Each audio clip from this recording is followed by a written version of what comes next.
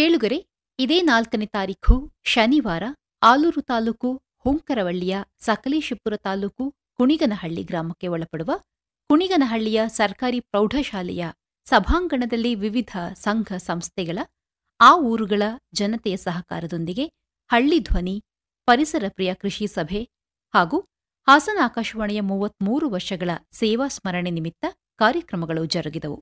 ಸಭಾ ಕಾರ್ಯಕ್ರಮವು ಶುರುವಾಗುವ ಮುನ್ನ ಹುಂಕರವಳ್ಳಿಯ ಪ್ರಗತಿಪರ ಕೃಷಿಕ ಡಾ ಎಚ್.ಎಸ್. ಧರ್ಮರಾಜ್ ಅವರ ತೋಟಕ್ಕೆ ಆಗಮಿಸಿದ್ದವರು ತೆರಳಿ ಅಲ್ಲಿಯ ಚಿತ್ರಣವನ್ನ ವೀಕ್ಷಿಸಿ ಚರ್ಚಿಸಿದರು. 12 ಗಂಟೆಯಿಂದ 2:20ರವರೆಗೆ ಸಭಾ ಕಾರ್ಯಕ್ರಮದ ಕಾರ್ಯಕಲಾಪಗಳು ನಡೆದವು. ಈ ಕಾರ್ಯಕ್ರಮದ ಪ್ರಾಯೋಜಕರು ನೋ ಆಲ್ಗಿ ನ್ಯಾನೋಬಯೋಟೆಕ್ ಸಂಸ್ಥೆ ಬೆಂಗಳೂರು ಮತ್ತು Malabar gold and diamonds Hassan. ಸಹಕಾರ ಶ್ರೀ ಧರ್ಮಸ್ಥಳ ಮಂಜುನಾಥೇಶ್ವರ ಆಯುರ್ವೇದ ಆಸ್ಪತ್ರೆ ಮತ್ತು ಮಹಾವಿದ್ಯಾಲಯ ತಣ್ಣೀರುಹಳ್ಳ ಹಾಸನ, ಜೀವರಕ್ಷ ರಕ್ತನಿಧಿ ಹಾಸನ, ಡಾಕ್ಟರ್ ಶಿವಪ್ರಸಾದ್ ಕಣ್ಣಿನ ಆಸ್ಪತ್ರೆ ಹಾಸನ, ಶ್ರೀ ಹಾಸನಾಂಬ ದಂತವೈದ್ಯಕೀಯ ಮಹಾವಿದ್ಯಾಲಯ ಮತ್ತು ಆಸ್ಪತ್ರೆ ವಿದ್ಯಾನಗರ ಹಾಸನ.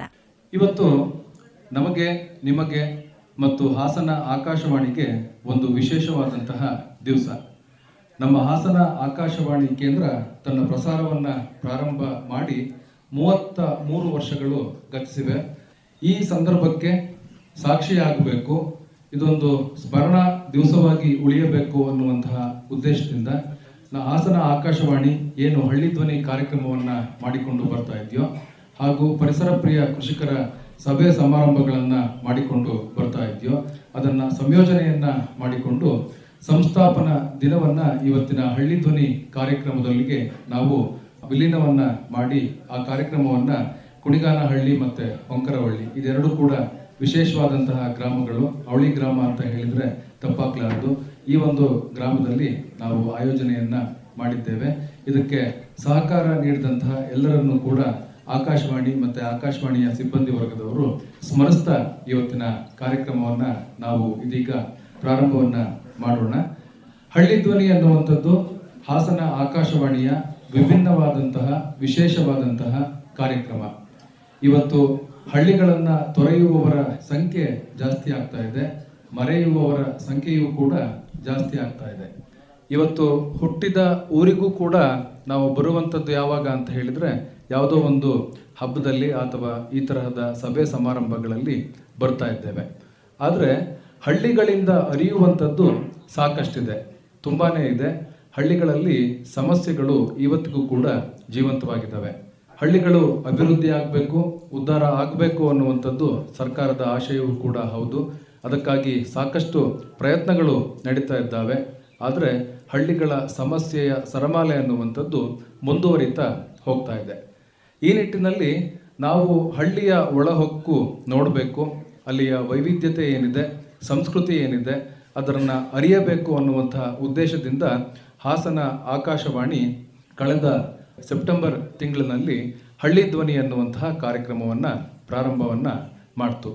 ಹಳ್ಳಿಗಳಿಗೆ ಆಕಾಶವಾಣಿಯ ತಂಡ ಭೇಟಿಯನ್ನು ನೀಡ್ತಕ್ಕಂಥದ್ದು, ಅಲ್ಲಿಯ ಹೂರಣ ಏನಿದೆಯೋ ಅದನ್ನು ಹೆಕ್ತಕ್ಕಂಥದ್ದು, ಅದರ ದಾಖಲೀಕರಣವನ್ನು ಮಾಡ್ತಕ್ಕಂಥದ್ದು, ಏನು ಸಮಸ್ಯೆಗಳಿದಾವೋ ಅದಕ್ಕೆ ಎಷ್ಟರ ಮಟ್ಟಿಗೆ ಪರಿಹಾರವನ್ನು ನೀಡಲಿಕ್ಕೆ ಸಾಧ್ಯವೋ ಅಷ್ಟರ ಮಟ್ಟಿಗೆ ಪರಿಹಾರವನ್ನು ನೀಡ್ತಕ್ಕಂಥದ್ದು ಈ ಒಂದು ಕಾರ್ಯಕ್ರಮದ ಮುಖ್ಯವಾದಂತಹ ಅಂಶ. ಬೇಲೂರು ತಾಲೂಕಿನ ಅಡಗೂರು ಮತ್ತು ಹಾಲ್ತೊರೆಯಲ್ಲಿ ಸೆಪ್ಟೆಂಬರ್ ಮತ್ತು ಅಕ್ಟೋಬರ್ ತಿಂಗಳಿನಲ್ಲಿ ಕಾರ್ಯಕ್ರಮವನ್ನು ಮಾಡಿದ್ವಿ. ಅರಸೀಕೆರೆ ತಾಲೂಕಿನ ಅಗ್ಗುಂದ ಗ್ರಾಮದಲ್ಲಿ 3ನೇ ಕಾರ್ಯಕ್ರಮವನ್ನು ನವೆಂಬರ್ ತಿಂಗಳಿನಲ್ಲಿ ಮಾಡಿದ್ವಿ. ಹಾಗೆ ಚನ್ನರಾಯಪಟ್ಟಣ ತಾಲೂಕಿನ ಕುಂದೂರು ಗ್ರಾಮದಲ್ಲಿ ಡಿಸೆಂಬರ್ ತಿಂಗಳ ಕಾರ್ಯಕ್ರಮವನ್ನು ಆಯೋಜನೆಯನ್ನು ಮಾಡಲಾಗಿತ್ತು. ಹಗರೆಯಲ್ಲಿ ಜನವರಿ ತಿಂಗಳಿನಲ್ಲಿ ಕಾರ್ಯಕ್ರಮವನ್ನು ಮಾಡಿದ್ವಿ. ಫೆಬ್ರವರಿ ಮಾಹೆಯಲ್ಲಿ ಅರಕಲಗೂಡು ತಾಲೂಕು ಮಲ್ಲಿಪಟ್ಟಣ ಗ್ರಾಮದಲ್ಲಿ ಕಾರ್ಯಕ್ರಮ ಆಯೋಜನೆಗೊಂಡಿತ್ತು. ಪುನಃ ಮಾರ್ಚ್ ತಿಂಗಳಲ್ಲಿ ಅರಸೀಕೆರೆ ತಾಲೂಕಿನ ಕೋರನಹಳ್ಳಿ ಕೊಪ್ಪಲಿನಲ್ಲಿ ನಾವು ಹಳ್ಳಿ ಧ್ವನಿ ಕಾರ್ಯಕ್ರಮವನ್ನು ಆಯೋಜನೆಯನ್ನು ಮಾಡಿದ್ವಿ. ಒಳಗರಹಳ್ಳಿಯಲ್ಲಿ ಕಾರ್ಯಕ್ರಮವನ್ನು ಮಾಡಿದ್ವಿ. ಹಾಸನ ತಾಲೂಕಿನ ಕಾರೆಕೆರೆ ಗ್ರಾಮದಲ್ಲಿ ಮೋಹನ್ ಅವರ ತೋಟದಲ್ಲಿ ಹಳ್ಳಿ ಧ್ವನಿ ಕಾರ್ಯಕ್ರಮವನ್ನು ಆಯೋಜನೆಯನ್ನು ಮಾಡಿದ್ವಿ. ಇದೊಂದು ವಿಶೇಷವಾದ ಕಾರ್ಯಕ್ರಮ. ಇದಕ್ಕೆ ಸಾಕಷ್ಟು ಕಾರಣಗಳು ಕೂಡ ಇದ್ದಾವೆ. ನಾವು ಯಾವಾಗಲೂ ಒಂದು ಊರಿನಲ್ಲಿ ಮಾತ್ರ ಕಾರ್ಯಕ್ರಮ ಮಾಡ್ತಾ ಇದ್ವಿ. ಇವತ್ತು 2 ಊರಿನಲ್ಲಿ ಕಾರ್ಯಕ್ರಮವನ್ನು ಏಕಕಾಲದಲ್ಲಿ ಮಾಡ್ತಕ್ಕಂತಹ ಒಂದು ಸುಯೋಗ ನಮಗೆ ಸಿಕ್ಕಿದೆ. ಅದು ಕುಣಿಗಾನಹಳ್ಳಿ ಮತ್ತು ಹೊಂಕರವಳ್ಳಿಯಲ್ಲಿ. ಮತ್ತು ನಮ್ಮ ಆಕಾಶವಾಣಿಯ ಸಂಸ್ಥಾಪನಾ ದಿನವೂ ಕೂಡ ಇದು ಆಗಿರೋದ್ರಿಂದ ಇದೊಂದು ಬಹಳ ವಿಶೇಷವಾದಂತಹ ಕಾರ್ಯಕ್ರಮ ಅನ್ನುವಂಥದ್ದನ್ನು ತಮ್ಮ ಗಮನಕ್ಕೆ ತರ್ತಾ, ಯಾವಾಗಲೂ ಕೂಡ ನಮ್ಮ ಕಾರ್ಯಕ್ರಮಗಳು ಪ್ರಾರಂಭವಾಗ್ತಕ್ಕಂಥದ್ದು ಒಂದು ಪ್ರಾರ್ಥನೆಯ ಮೂಲಕ. ಹರೀಶ್ ಅವರ ಪುತ್ರ KH ಮಾನ್ವಿಕ್ ಇವರು ಈಗ ಪ್ರಾರ್ಥನೆಯನ್ನು ಮಾಡ್ತಾ ಇದ್ದಾರೆ. ಇದರ ಮೂಲಕ ನಮ್ಮ ಕಾರ್ಯಕ್ರಮ ಪ್ರಾರಂಭ ಆಗುತ್ತೆ. ಎಲ್ಲರಿಗೂ ನಮಸ್ಕಾರ. ಓ ದೇವಿ ಮಾರಮ್ಮ, ನಮ್ಮನ್ನೆಲ್ಲ ಕರುಣಿಸು, ನಮ್ಮನ್ನೆಲ್ಲ ಕರುಣಿಸು. ಓ ಸ್ವಾಮಿ ಬಸವೇಶ, ನಿಮ್ಮಿಂದಲೇ ಯಶಸ್ಸು, ನಿಮ್ಮಿಂದಲೇ ಯಶಸ್ಸು. ಈಶ್ವರ ಸ್ವಾಮಿಯೇ ಒಳಿತುಂಟು ಮಾಡು ದೇವನೇ, ಒಳಿತುಂಟು ಮಾಡು ದೇವನೇ. ಬಸವೇಶ್ವರ ಈಶ್ವರ ಮಾರಮ್ಮ, ನಿಮ್ಮಿಂದಲೇ ಜನರ ಉದ್ಧಾರ, ನಿಮ್ಮಿಂದಲೇ ಜನರ ಉದ್ಧಾರ, ನಿಮ್ಮಿಂದಲೇ ಜನರ ಉದ್ಧಾರ. ಧನ್ಯವಾದಗಳು. ಈ ಪ್ರಾರ್ಥನಾ ಗೀತೆಯ ವಿಶೇಷ ಏನಪ್ಪಾ ಅಂತ ಹೇಳಿದ್ರೆ, ನಾವು ಪ್ರಾರ್ಥನೆ ಅಂತ ಹೇಳಿದ್ರೆ ಎಲ್ಲೋ ಇರುವಂತಹ ದೇವರನ್ನ ನೆನೆಸಲ್ಲ. ಯಾವ ಊರಿಗೆ ಹೋಗ್ತೀವೋ ಆ ಊರಿನಲ್ಲಿರ್ತಕ್ಕಂತಹ ದೇವಾಲಯಗಳನ್ನ ಕುರಿತು, ಅಲ್ಲಿರ್ತಕ್ಕಂತಹ ದೇವರನ್ನ ಕುರಿತು ಹೊಸದೊಂದು ಪ್ರಾರ್ಥನಾ ಗೀತೆಯನ್ನ ರಚನೆಯನ್ನ ಮಾಡಿ ಈ ತರಹದ ಆಸಕ್ತ ವಿದ್ಯಾರ್ಥಿಗಳಿಂದ ಹಾಡಿಸ್ತೀವಿ. ಇವತ್ತು ಹಾಡಿದಂಥದ್ದು ಕೂಡ ಈ ಹೊಂಕರವಳ್ಳಿ ಮತ್ತು ಕುಣಿಗಾನಹಳ್ಳಿಯಲ್ಲಿ ಏನು ದೇವಾಲಯಗಳಿದ್ದಾವೋ ಆ ದೇವರ ಮೇಲೆ ಬರೆದಂತಹ ಹಾಡುಗಳನ್ನು ಮಾನ್ವಿಕ್ ಅವರು ಹಾಡಿದರು. ಮತ್ತೊಮ್ಮೆ ಅವರಿಗೆ ಜೋರಾಗಿ ಚಪ್ಪಾಳೆಯನ್ನು ತಟ್ಟಿ ಪ್ರೋತ್ಸಾಹಿಸಿ. ಇನ್ನು ಈ ಕಾರ್ಯಕ್ರಮಕ್ಕೆ ದೂರ ದೂರದ ಊರುಗಳಿಂದಲೂ ಕೂಡ ನಮ್ಮ ಆಕಾಶವಾಣಿಯ ಕೇಳುಗರು ಮತ್ತು ಬೆಳೆಗಾರರು, ಕೃಷಿಕರು ಬಂದಿದ್ದೀರಿ. ಹಾಗೆಯೇ ಇವತ್ತಿನ ಕಾರ್ಯಕ್ರಮಕ್ಕೆ ಅನೇಕ ಗೌರವಾನ್ವಿತರು ಕೂಡ ಇವತ್ತಿನ ಕಾರ್ಯಕ್ರಮದಲ್ಲಿ ಉಪಸ್ಥಿತರಿದ್ದಾರೆ. ಇವರೆಲ್ಲರನ್ನೂ ಕೂಡ ಸ್ವಾಗತಿಸಬೇಕು ಅಂತ ಹೇಳಿ ಇಲ್ಲಿಯ ಸ್ಥಳೀಯ ಕೃಷಿಕರಾದಂತಹ HP ಪುಟ್ಟರಾಜು ಅವರಲ್ಲಿ ವಿನಂತಿಯನ್ನ ಮಾಡ್ತಾ ಇದ್ದೇನೆ. ಕುಣಿಗನಹಳ್ಳಿ ಹೊಂಕರವಳ್ಳಿ ಗ್ರಾಮ ದೇವತೆಯ ಪಾದಾರವಿಂದಕ್ಕೆ ನಮಸ್ಕರಿಸುತ್ತಾ, ಆಕಾಶವಾಣಿ 33ನೇ ಹುಟ್ಟುಹಬ್ಬ ಕುಣಿಗನಹಳ್ಳಿ ಹೊಂಕರವಳ್ಳಿಯಲ್ಲಿ ನಡೀತಾ ಇರೋದು ನಮ್ಮೆಲ್ಲರ ಸೌಭಾಗ್ಯ ಅಂತ ಹೇಳ್ತಾ, ಆಕಾಶವಾಣಿಯ ಈ 33ನೇ ವಸಂತಗಳನ್ನು ಪೂರೈಸಿದ ಹಿನ್ನೆಲೆಯಲ್ಲಿ ವಿಶೇಷ ಕಾರ್ಯಕ್ರಮ ಹಳ್ಳಿ ಧ್ವನಿ ಕಾರ್ಯಕ್ರಮಕ್ಕೆ ವೇದಿಕೆಯ ಅಧ್ಯಕ್ಷತೆಯನ್ನು ವಹಿಸ್ಕೊಂಡಿರತಕ್ಕಂಥ ನಮ್ಮ ಪಂಚಾಯತಿಯ ಪ್ರಥಮ ಪ್ರಜೆ ಶಿಲ್ಪಾ ಜಗದೀಶ್ ರವರಿಗೆ ಮೊದಲಿಗೆ ಸ್ವಾಗತವನ್ನು ಕೋರ್ತಾ ಇದ್ದೇನೆ. ಹಾಗೆಯೇ ಸಮಾಜ ಸೇವಕರು, ಕೃಷಿಯಲ್ಲಿ ಅತ್ಯಂತ ಹೆಚ್ಚು ಪ್ರಗತಿಯನ್ನು ಕಂಡಂತಹ ನಮ್ಮೆಲ್ಲರ ಅಚ್ಚುಮೆಚ್ಚಿನ ಸ್ನೇಹಿತರು ಆದ HS ಧರ್ಮರಾಜರವರಿಗೆ ಸಭೆಗೆ ಸ್ವಾಗತವನ್ನು ಕೋರ್ತಾ ಇದ್ದೇನೆ.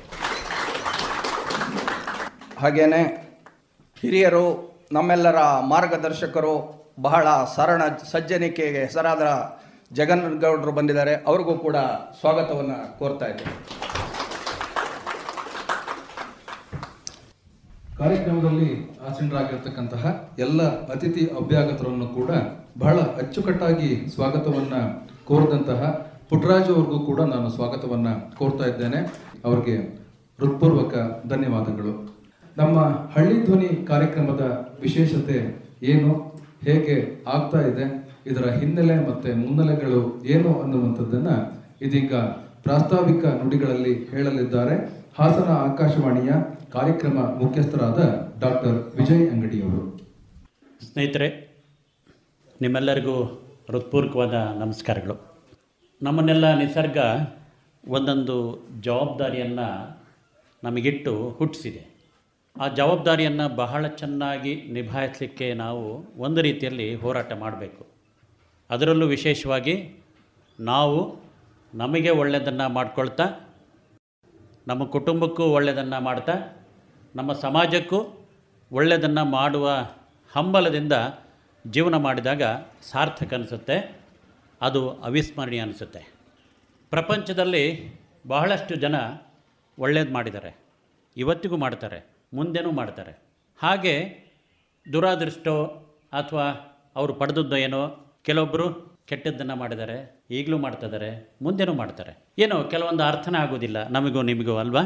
ಈ ಮಧ್ಯದಲ್ಲೂ ಸಮಾಜ ಇಷ್ಟು ಚೆನ್ನಾಗಿದೆ ಅಂತ ಅನ್ನೋದನ್ನು ನಾವು ನೋಡಲೇಬೇಕು.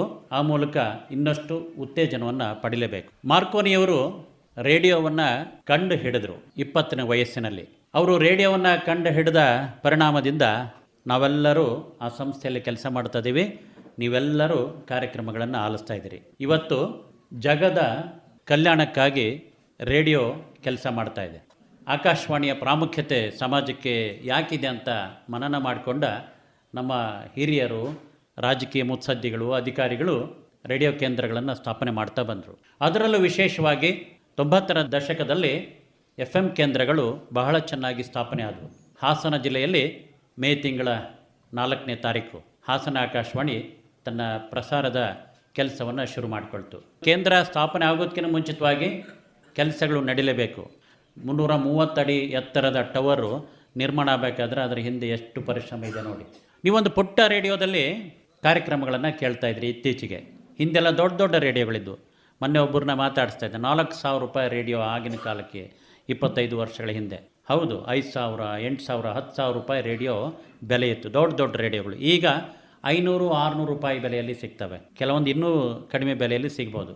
ಅಂದರೆ ಎಷ್ಟು ಸಣ್ಣದಾಯ್ತಲ್ಲ ಈ ಒಂದು ರೇಡಿಯೋ ತಂತ್ರಜ್ಞಾನ ಅನ್ನೋದನ್ನು ನಾವು ಅರ್ಥ ಮಾಡ್ಕೊಳ್ಬೇಕಂದ್ರೆ ನಿಲುಕುವ ಬೆಲೆಯಲ್ಲಿ ಮತ್ತು ಕೈಯಲ್ಲಿ ಹಿಡ್ಕೊಂಡು ಆರಾಮಾಗಿ ಎಲ್ಲಿ ಬೇಕಾದರೂ ಕೇಳ್ಬೋದು. ನಮ್ಮ ರೇಡಿಯೋದ ಈ ಕಾರ್ಯತತ್ಪರತೆಯನ್ನು ನೋಡಿದ್ರೆ ನಮ್ಮಲ್ಲಿ ಎಷ್ಟು ಜನ ಕೆಲಸ ಮಾಡ್ತಿದ್ದಾರಂತ ಎಷ್ಟೋ ಜನಗಳಿಗೆ ಗೊತ್ತಿರಲಿಕ್ಕಿಲ್ಲ ಅಲ್ವಾ? ರೇಡಿಯೋ ಕಾರ್ಯಕ್ರಮಗಳನ್ನು ಕೇಳ್ತಾ ಇದ್ದೀವಿ, ಚೆಂದಾಗಿ ಪ್ರಸಾರ ಮಾಡ್ತೀರಿ ಅಂತ ಹೇಳ್ತೀರಿ. ಎಷ್ಟು ಪರಿಶ್ರಮ ಇದೆ ಒಂದು ಪ್ರಸಾರದಲ್ಲಿ ಅಂತ ಅಂದ್ಕೊಂಡು ನೀವು ಯೋಚನೆ ಮಾಡಬೇಕು. ಅದು ಗುಣಾತ್ಮಕವಾದ ಸಂಗತಿಗಳನ್ನು ಆಯ್ಕೆ ಮಾಡ್ಕೊಂಡು ನಿಮಗೆಲ್ಲ ಕೊಡಬೇಕು. ಸುಮ್ಮನೆ ಏನೋ ಒಂದು ರಂಜಿಸ್ಬೇಕಂತ ಅಂದ್ಕೊಂಡು ಹೇಗೇಗೋ ಮಾಡೋಕ್ಕೂ ಆಗೋದಿಲ್ಲ. ಜೊತೆಗೆ ಎಲ್ಲರಲ್ಲೂ ಭಿನ್ನ ಭಿನ್ನವಾದ ಅಭಿರುಚಿ ಇರುತ್ತೆ. ನಮಗೆ ಕೃಷಿ ಬೇಕು, ಹಾಡು ಬೇಕು, ಮಕ್ಕಳ ಕಾರ್ಯಕ್ರಮ ಬೇಕು, ಜನಪದ ಗೀತೆಗಳು ಬೇಕು, ಕಥೆಗಳು ಬೇಕು, ನಾಟಕಗಳು ಬೇಕು, ಇನ್ನು ಏನೆಲ್ಲ ಬೇಕು. ನಾವು ಭಾಗವಹಿಸ್ಬೇಕನ್ನೋ ಒಂದು ಹಂಬಲನೂ ಇದೆ. ಎಷ್ಟರ ಮಟ್ಟಿಗೆ ಅಂದರೆ ನೀವು ಭಾಗವಹಿಸಬೇಡ್ರಪ್ಪ ಅಂತ ಹೇಳಿದ್ರೂ ಇಲ್ಲ, ನಾವು ಭಾಗವಹಿಸಿದೆ ಅಂತ ಹಟ್ಟೆ ಹಿಡಿತಾರೆ. ರೇಡಿಯೋ ಪ್ರಸಾರದಲ್ಲಿ ನಾವು ಭಾಗವಹಿಸಬೇಕು, ನಮ್ಮ ಧ್ವನಿ ಹೋಗಬೇಕು, ನಾವು ಕಾರ್ಯಕ್ರಮದಲ್ಲಿ ಆಗಿಂದಾಗೆ ಕಾಣಿಸ್ಕೊಳ್ಬೇಕು ನಮ್ಮ ಧ್ವನಿ ಅಂತ ಅಂದ್ಕೊಂಡು ಆ ಒಂದು ಆಕಾಂಕ್ಷೆ ಇಟ್ಕೊಂಡಿರೋರು ತುಂಬ ಜನ ಇದ್ದಾರೆ. ಎಷ್ಟೋ ಜನಗಳಿಗೆ ಮಾರ್ಗ ಸಿಗೋದಿಲ್ಲ. ಒಂದು ಎಷ್ಟೋ ಜನ ಎಂಥ ಸಂಪನ್ಮೂಲ ವಿಚಾರಗಳನ್ನು ಇಟ್ಕೊಂಡು ಮಾತಾಡ್ತಾರಂದರೆ ನೀವು ಅರ್ಧ ಗಂಟೆ, 1 ಗಂಟೆ ಅಲ್ಲ 2 ಗಂಟೆಗಳ ಕಾಲ ನೀವು ಮಾತಾಡ್ಸಿದ್ರೂ ಅಷ್ಟೊಂದು ವಿಷಯಗಳಿದ್ದಾವೆ. ಅಂಥ ಸಂಪತ್ತನ್ನು ನಿಮಗೆಲ್ಲ ಕೊಡ್ತಾ ಬಂದಿದೆ ಆಕಾಶವಾಣಿ. ಬರೀ ಹಾಸನ ಆಕಾಶವಾಣಿ ಅಂತಲ್ಲ, ಎಲ್ಲ ಆಕಾಶವಾಣಿ ಕೇಂದ್ರಗಳು ಈ ಕಾರ್ಯತತ್ಪರತೆಯಿಂದ ಕೆಲಸ ಮಾಡ್ತದೆ. ನೋಡಿ, ನಾವು ಹಿಂದೆಲ್ಲ ಏನೆಲ್ಲ ಕಾರ್ಯಕ್ರಮಗಳನ್ನು ಮಾಡಿದ್ವಿ, ಈಗೂ ಮಾಡ್ತಿದ್ದೀವಿ, ಮುಂದೆ ಇನ್ನೂ ಏನೇನೋ ಬದಲಾವಣೆಗಳಾಗ್ತವೆ. ಒಬ್ಬೊಬ್ಬ ಅಧಿಕಾರಿ ಜವಾಬ್ದಾರಿ ತೆಗೆದುಕೊಂಡ ಅಧಿಕಾರಿಯ ಆಸಕ್ತಿ ಹೇಗಿರುತ್ತೆ ಮತ್ತು ಜನರ ಆಶೋತ್ತರಗಳು ಹೇಗಿದ್ದಾವೆ. ಬರೀ ನಾನು ಇದ್ದೀನಿ ಅಂತ ಅಂದ್ಕೊಂಡು ನನಗೆ ತಕ್ಕಂತೆ ನಾನು ಮಾಡೋಕ್ಕೂ ಆಗೋದಿಲ್ಲ. ಬಯಕೆ ಹೇಗಿದೆ, ನಾವು ಕೇಳುಗರಾಗಿ ಜನರ ಬಯಕೆ ಹೇಗಿದೆ. ಈಗ ನಾವು ಗ್ರಾಮ ದರ್ಶನ ಅಂತ ಅಂದ್ಕೊಂಡು ಹಿಂದೆ ಮಾಡ್ತಾ ಇದ್ವಿ.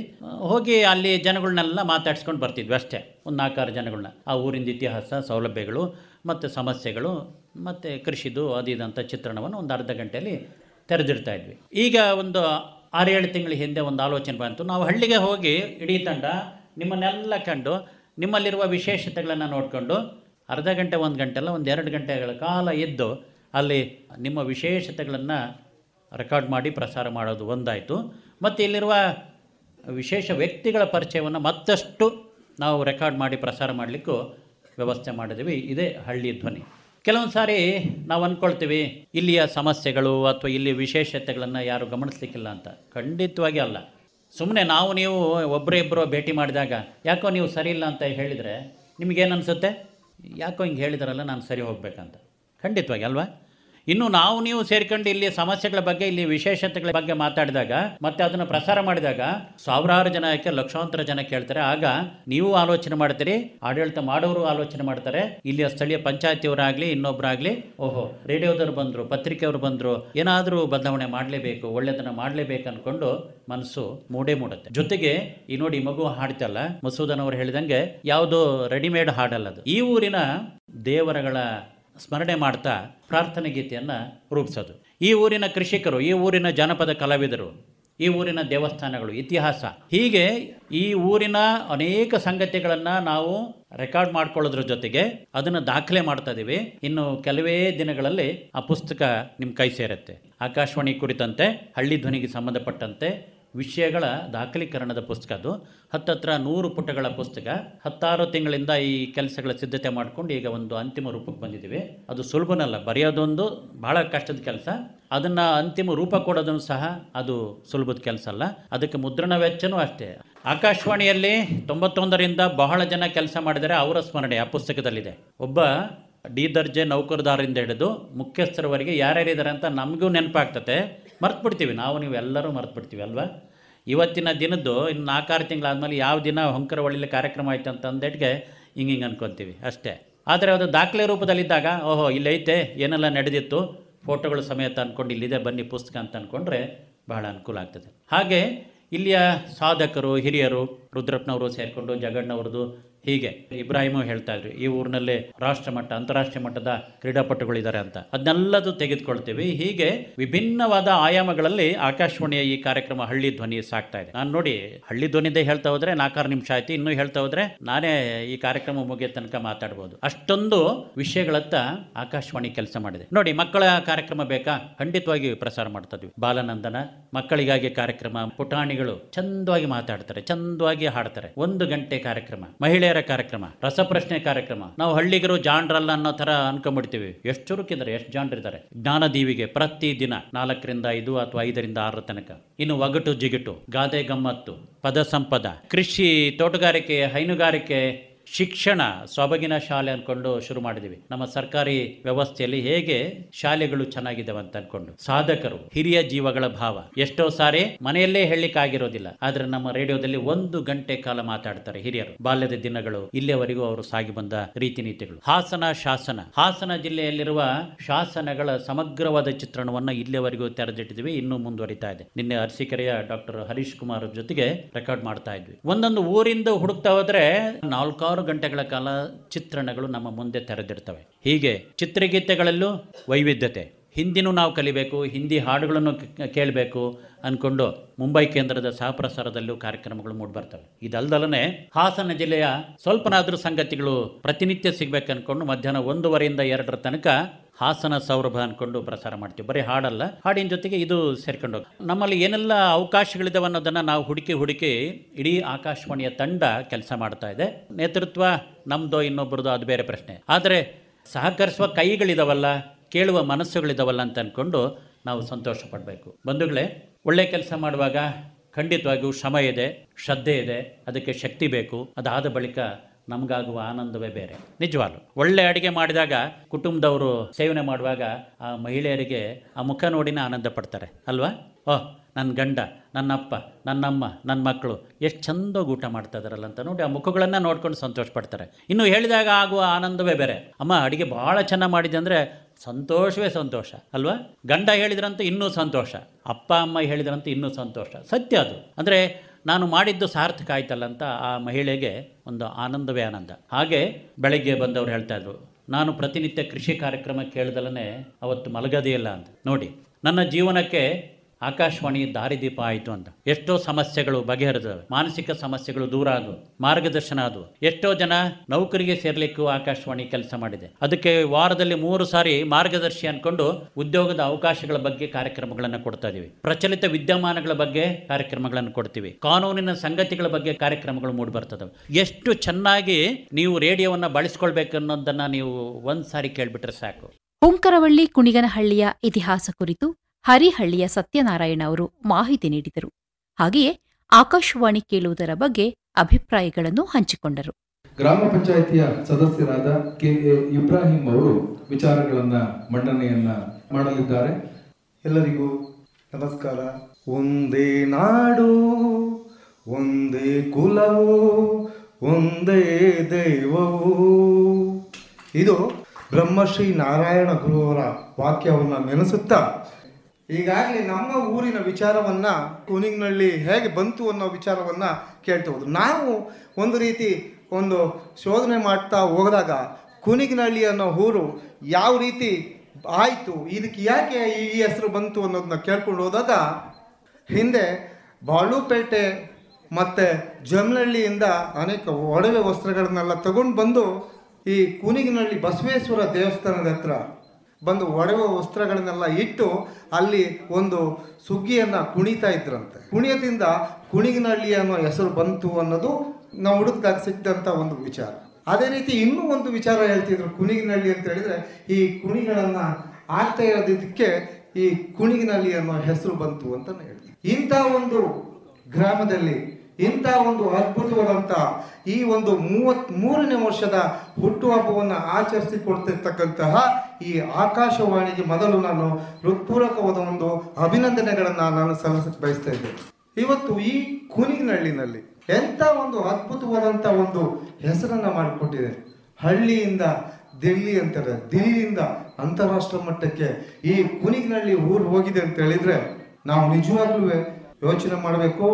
1969ನೇ ಇಸ್ವಿನಲ್ಲಿ ಶಾಂತಪ್ಪ ಮತ್ತು ಲಲಿತಮ್ಮನವರ ಮಗನಾಗಿ ಹುಟ್ಟಿದಂತಹ ಧರ್ಮರಾಜ್ ಇವತ್ತು ಯಾವುದು ಡಿಗ್ರಿ ಮಾಡಿದ್ವಿ ಡಾಕ್ಟರೇಟ್ ತಗೊಳ್ತಾರೆ.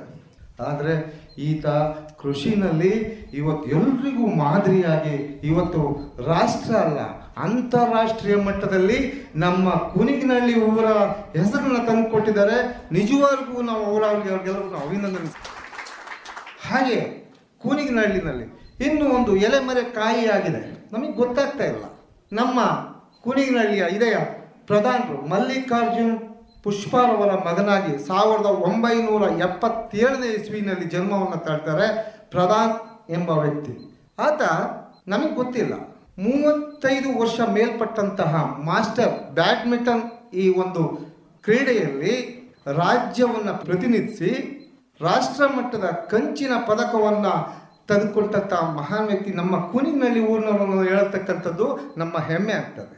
ಹಾಗೆ 7 ಬಾರಿ ಅವರು ರಾಜ್ಯವನ್ನು ಪ್ರತಿನಿಧಿಸುತ್ತಾರೆ. ಇದು ನಮ್ಗೆ ಯಾರಿಗೂ ಗೊತ್ತಿಲ್ಲ. ಇದು ನಮ್ಮ ಈ ಕೂನಿಗನಹಳ್ಳಿ ಊರಿನ ಒಂದು ಸ್ಫೂರ್ತಿ. ನಾನು ಹೇಳೋದಿಷ್ಟೇ, ಹುಟ್ಟು ಅನ್ನೋದು ಅನಿರೀಕ್ಷಿತವಾಗಿರ್ತದೆ, ಈ ಸಾವು ಅನ್ನೋದು ನಿಶ್ಚಿತವಾಗಿರ್ತದೆ. ಈ ಹುಟ್ಟು ಸಾವಿನ ಮಧ್ಯೆ ಅನೇಕ ಒಳ್ಳೆ ಕಾರ್ಯಗಳನ್ನ ಮಾಡಿ ಹೋಗಬೇಕು. ಈ ಸಮಾಜ ಒಳಿತನ್ನು ಕಾಣಲಿ ಅಂತ ಹೇಳ್ತಾ ಈ ಕಾರ್ಯಕ್ರಮದಲ್ಲಿ ನಮಗೆ ಈ ಕೂನಿಗನಹಳ್ಳಿ ಇತಿಹಾಸದ ಬಗ್ಗೆ ಹೇಳಲಿಕ್ಕೆ ಅವಕಾಶ ಕೊಟ್ಟಂತ ತಮ್ಗೆಲ್ರಿಗೂ ಅನಿಸುತ್ತಾ ನನ್ನೆರಡು ಮಾತನ್ನು ಮುಗಿಸ್ತಿದ್ದೇನೆ. ಜೈ ಹಿಂದ್, ಜೈ ಕರ್ನಾಟಕ. ಕುಣಿಗಾನಹಳ್ಳಿಯ ಸಾಧಕರನ್ನ ಪರಿಚಯಿಸಿದಂತಹ ಇಬ್ರಾಹಿಂ ಅವ್ರಿಗೆ ಧನ್ಯವಾದಗಳು. ಪ್ರತಿಯೊಂದು ಊರುಗಳಲ್ಲೂ ಕೂಡ ನಮ್ಮ ನಡುವೆ ಸಾಧಕರು ಇದ್ದೇ ಇರ್ತಾರೆ. ನಮ್ಮ ಕುಟುಂಬದಲ್ಲಾಗ್ಬೋದು, ನಮ್ಮ ಬಳಗದಲ್ಲಾಗ್ಬೋದು, ನಮ್ಮ ಊರಿನಲ್ಲಾಗ್ಬೋದು, ಎಲ್ಲ ಕಡೆಯೂ ಕೂಡ ಸಾಧಕರು ಇರ್ತಾರೆ. ಅವರನ್ನು ಗುರುತು ಮಾಡುವಲ್ಲಿ ನಾವು ಯಾವಾಗಲೂ ವಿಫಲರಾಗ್ತಾ ಹೋಗ್ತೇವೆ. ಕುಣಿಗಾನಹಳ್ಳಿಯ ಮತ್ತೊಂದು ಹೆಮ್ಮೆ ಅಂತ ಹೇಳಿದರೆ ನಮ್ಮ ಧರ್ಮರಾಜ್ ಅವರು ನಿಜವಾಗ್ಲೂ ಕೂಡ ಎಷ್ಟು ಒಳ್ಳೆಯ ಕೆಲಸವನ್ನು ಕೃಷಿ ರಂಗಕ್ಕೆ ಮತ್ತು ಪರಿಸರಕ್ಕೆ ಮಾಡ್ತಾ ಇದ್ದಾರೆ ಅಂತ ಹೇಳಿದರೆ ಅದನ್ನು ಮಾತುಗಳಲ್ಲಿ ಹೇಳಲಿಕ್ಕೆ ಸಾಧ್ಯ ಆಗೋದಿಲ್ಲ. ನನಗೆ ನೋವಾದರೂ ಕೂಡ ಪರವಾಗಿಲ್ಲ, ನನಗೆ ಆರ್ಥಿಕವಾಗಿ ನಷ್ಟವಾದರೂ ಕೂಡ ಪರವಾಗಿಲ್ಲ, ನಮ್ಮ ಮಣ್ಣಿಗೆ, ನಮ್ಮ ನೀರಿಗೆ, ನಮ್ಮ ಗಾಳಿಗೆ ಇದ್ಯಾವುದಕ್ಕೂ ಕೂಡ ತೊಂದರೆ ಆಗಬಾರದು ಅನ್ನುವಂಥದ್ದನ್ನು ಪ್ರತಿ ಕ್ಷಣವೂ ಕೂಡ ಗಮನದಲ್ಲಿ ಇಟ್ಟುಕೊಂಡು, ಮನಸ್ಸಿನಲ್ಲಿ ಇಟ್ಕೊಂಡು ಕೃಷಿಯನ್ನು ಮಾಡ್ತಾ ಇರ್ತಕ್ಕಂಥವ್ರು ನಮ್ಮ ಜಿಲ್ಲೆಯ ಹೆಮ್ಮೆ ಅಂತ ಹೇಳಿದರೂ ಕೂಡ ತಪ್ಪಾಗೋದಿಲ್ಲ. ಅವರು ಮಾಡ್ತಾ ಇರ್ತಕ್ಕಂತಹ ಕೆಲಸ ಬಹಳ ಸುತ್ತಾರ್ಯವಾದದ್ದು. ಅವರು ಕೇವಲ ತಾನು ಮಾಡ್ತಕ್ಕಂಥದ್ದಷ್ಟೇ ಅಲ್ಲ, ತಾನು ಕಲಿತದ್ದನ್ನು, ತಾನು ಮಾಡಿದ್ದನ್ನು ಇಡೀ ನಮ್ಮ ಸಮುದಾಯಕ್ಕೆ, ಸಮಾಜಕ್ಕೆ ಕಲಿಸುವಂತಹ ಪ್ರಯತ್ನವನ್ನು ಕೂಡ ಮಾಡ್ತಾ ಇದ್ದಾರೆ. ಹಿಂದೆ ವೆಬ್ ಅನ್ನುವಂಥ ಹೆಸರಿನಲ್ಲಿ ಮಲೆನಾಡಿನ ಭಾಗದಲ್ಲಿ ನಾವೇನು ಕೃಷಿ ಮಾಡ್ತೀವೋ ಅದನ್ನು ಇನ್ನೂ ಚೆನ್ನಾಗಿ ಮಾಡುವಂಥದ್ದು ಹೇಗೆ ಅನ್ನುವಂಥದ್ದನ್ನು ಕಲಿಸ್ತಾ ಇದ್ದಾರೆ. ಈಗ ಬೇರೆಯ ಹೆಸರಿನಲ್ಲಿ 7 ಬಿನ್ ಅನ್ನುವಂಥ ಹೆಸರಿನಲ್ಲಿ ಆ ಒಂದು ಕಾಯಕವನ್ನು ಮುಂದುವರಿಸಿದ್ದಾರೆ. ಈ ಮಲೆನಾಡಿನ ಕೃಷಿ ವೈವಿಧ್ಯತೆಯನ್ನು ಕುರಿತು ಒಂದಷ್ಟು ಹೊತ್ತು ನಮ್ಮೆಲ್ಲರನ್ನು ಉದ್ದೇಶಿಸಿ ಮಾತನಾಡಬೇಕು ಅಂತ ಹೇಳಿ HS ಧರ್ಮರಾಜ್ ಅವರಲ್ಲಿ ವಿನಂತಿಯನ್ನು ಮಾಡ್ತಾ ಇದ್ದೇನೆ. ಇವತ್ತು ಹಾಸನ ಆಕಾಶವಾಣಿಯವರು ಹಳ್ಳಿ ಧ್ವನಿ ಅನ್ನೋದು ಒಂದು ಕಾರ್ಯಕ್ರಮನ ತಿಂಗಳಿಗೊಂದ್ಸರಿ ಎಲ್ಲ ಕಡೆ ಮಾಡ್ತಾ ಇರ್ತಾರೆ. ಇವತ್ತು ನಮ್ಮ ಊರಿನಲ್ಲಿ ನಡೀತಿರೋದು ನಮ್ಮೆಲ್ಲರ ಸೌಭಾಗ್ಯ. ಯಾಕೆ ಹೇಳ್ತೀನಿ ಅಂತಂದರೆ ಈ ಥರದ್ದು ವಿಚಾರಗಳು ಆಗಾಗ ಸಭೆ ಸಮಾರಂಭಗಳು ನಾವೆಲ್ಲ ಒಟ್ಟಾಗಿ ಸೇರೋದಕ್ಕೆ ಈ ಥರದವು ನಡೀತಾನೆ ಇರಬೇಕು. ಎಲ್ಲರೂ ಸೇರ್ಕೊಂಡು ಒಂದು ಬಾಂಧವ್ಯ ಬೆಳಿಬೇಕಂದ್ರೆ ಈ ಥರದ ಕಾರ್ಯಕ್ರಮಗಳು ಊರಿನಲ್ಲಿ ಒಳ್ಳೊಳ್ಳೆ ಕಾರ್ಯಕ್ರಮಗಳು ನಡೀತಾ ಇರಬೇಕು. ಆ್ಯಕ್ಚುಲಿ ಇದು ನಮ್ಮ ತೋಟದಲ್ಲಿ ಕಾರ್ಯಕ್ರಮ ಮಾಡಬೇಕು ಅಂಥೇಳಿ ಅದನ್ನು ನಾನು ಮತ್ತು ವಿಜಯ ಅಂಗಡಿ ಅವರು, ಮಧುಸೂದನ್ ಅವರು ಮಾತಾಡಿ ಹಳ್ಳಿ ಧ್ವನಿ ಅನ್ನೋ ಕಾರ್ಯಕ್ರಮ ಆಗಿರೋದ್ರಿಂದ ನಮ್ಮ ಗ್ರಾಮದಲ್ಲೇ ಮಾಡೋಣ ಅನ್ನೋ ಉದ್ದೇಶ ಇಟ್ಕೊಂಡು ನಾವಿಲ್ಲಿ ಇದರಲ್ಲಿ ಅಂದರೆ ಎಲ್ಲರೂ ಒಟ್ಟಿಗೆ ಸೇರಿಕೊಂಡು ಒಂದು ಕಾರ್ಯಕ್ರಮ ಮಾಡಬೇಕು ಅನ್ನೋ ಒಂದು ಉದ್ದೇಶ ಇಟ್ಕೊಂಡು ಈ ಸ್ಕೂಲಿನ ಆವರಣದಲ್ಲಿ ಈ ಕಾರ್ಯಕ್ರಮನ ಹಮ್ಮಿಕೊಂಡಿದ್ದೀವಿ.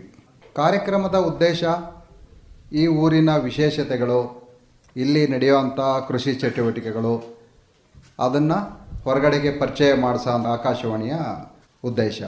ಕೂನಿಗನಹಳ್ಳಿ ಹೊಂಕರವಳ್ಳಿ ಗ್ರಾಮದ ವಿಶೇಷ ಅಂತ ಅಂದರೆ ಸಹಬಾಳ್ವೆಯಿಂದ ಬಾಳ್ತಾ ಇರೋಂಥದ್ದು, ಎಲ್ಲ ವರ್ಗದ ಜನರು ಯಾವುದೇ ಭೇದ ಭಾವ ಇಲ್ದಲೆ ಶಾಂತಿ ನೆಮ್ಮದಿಯಿಂದ ಬಾಳ್ತಾ ಇರೋ ಅಂಥ ಒಂದು ವಿಶೇಷವಾದ ಗ್ರಾಮ ಕುಣಿಗನಹಳ್ಳಿ ಮತ್ತು ಹೊಂಕರವಳ್ಳಿ.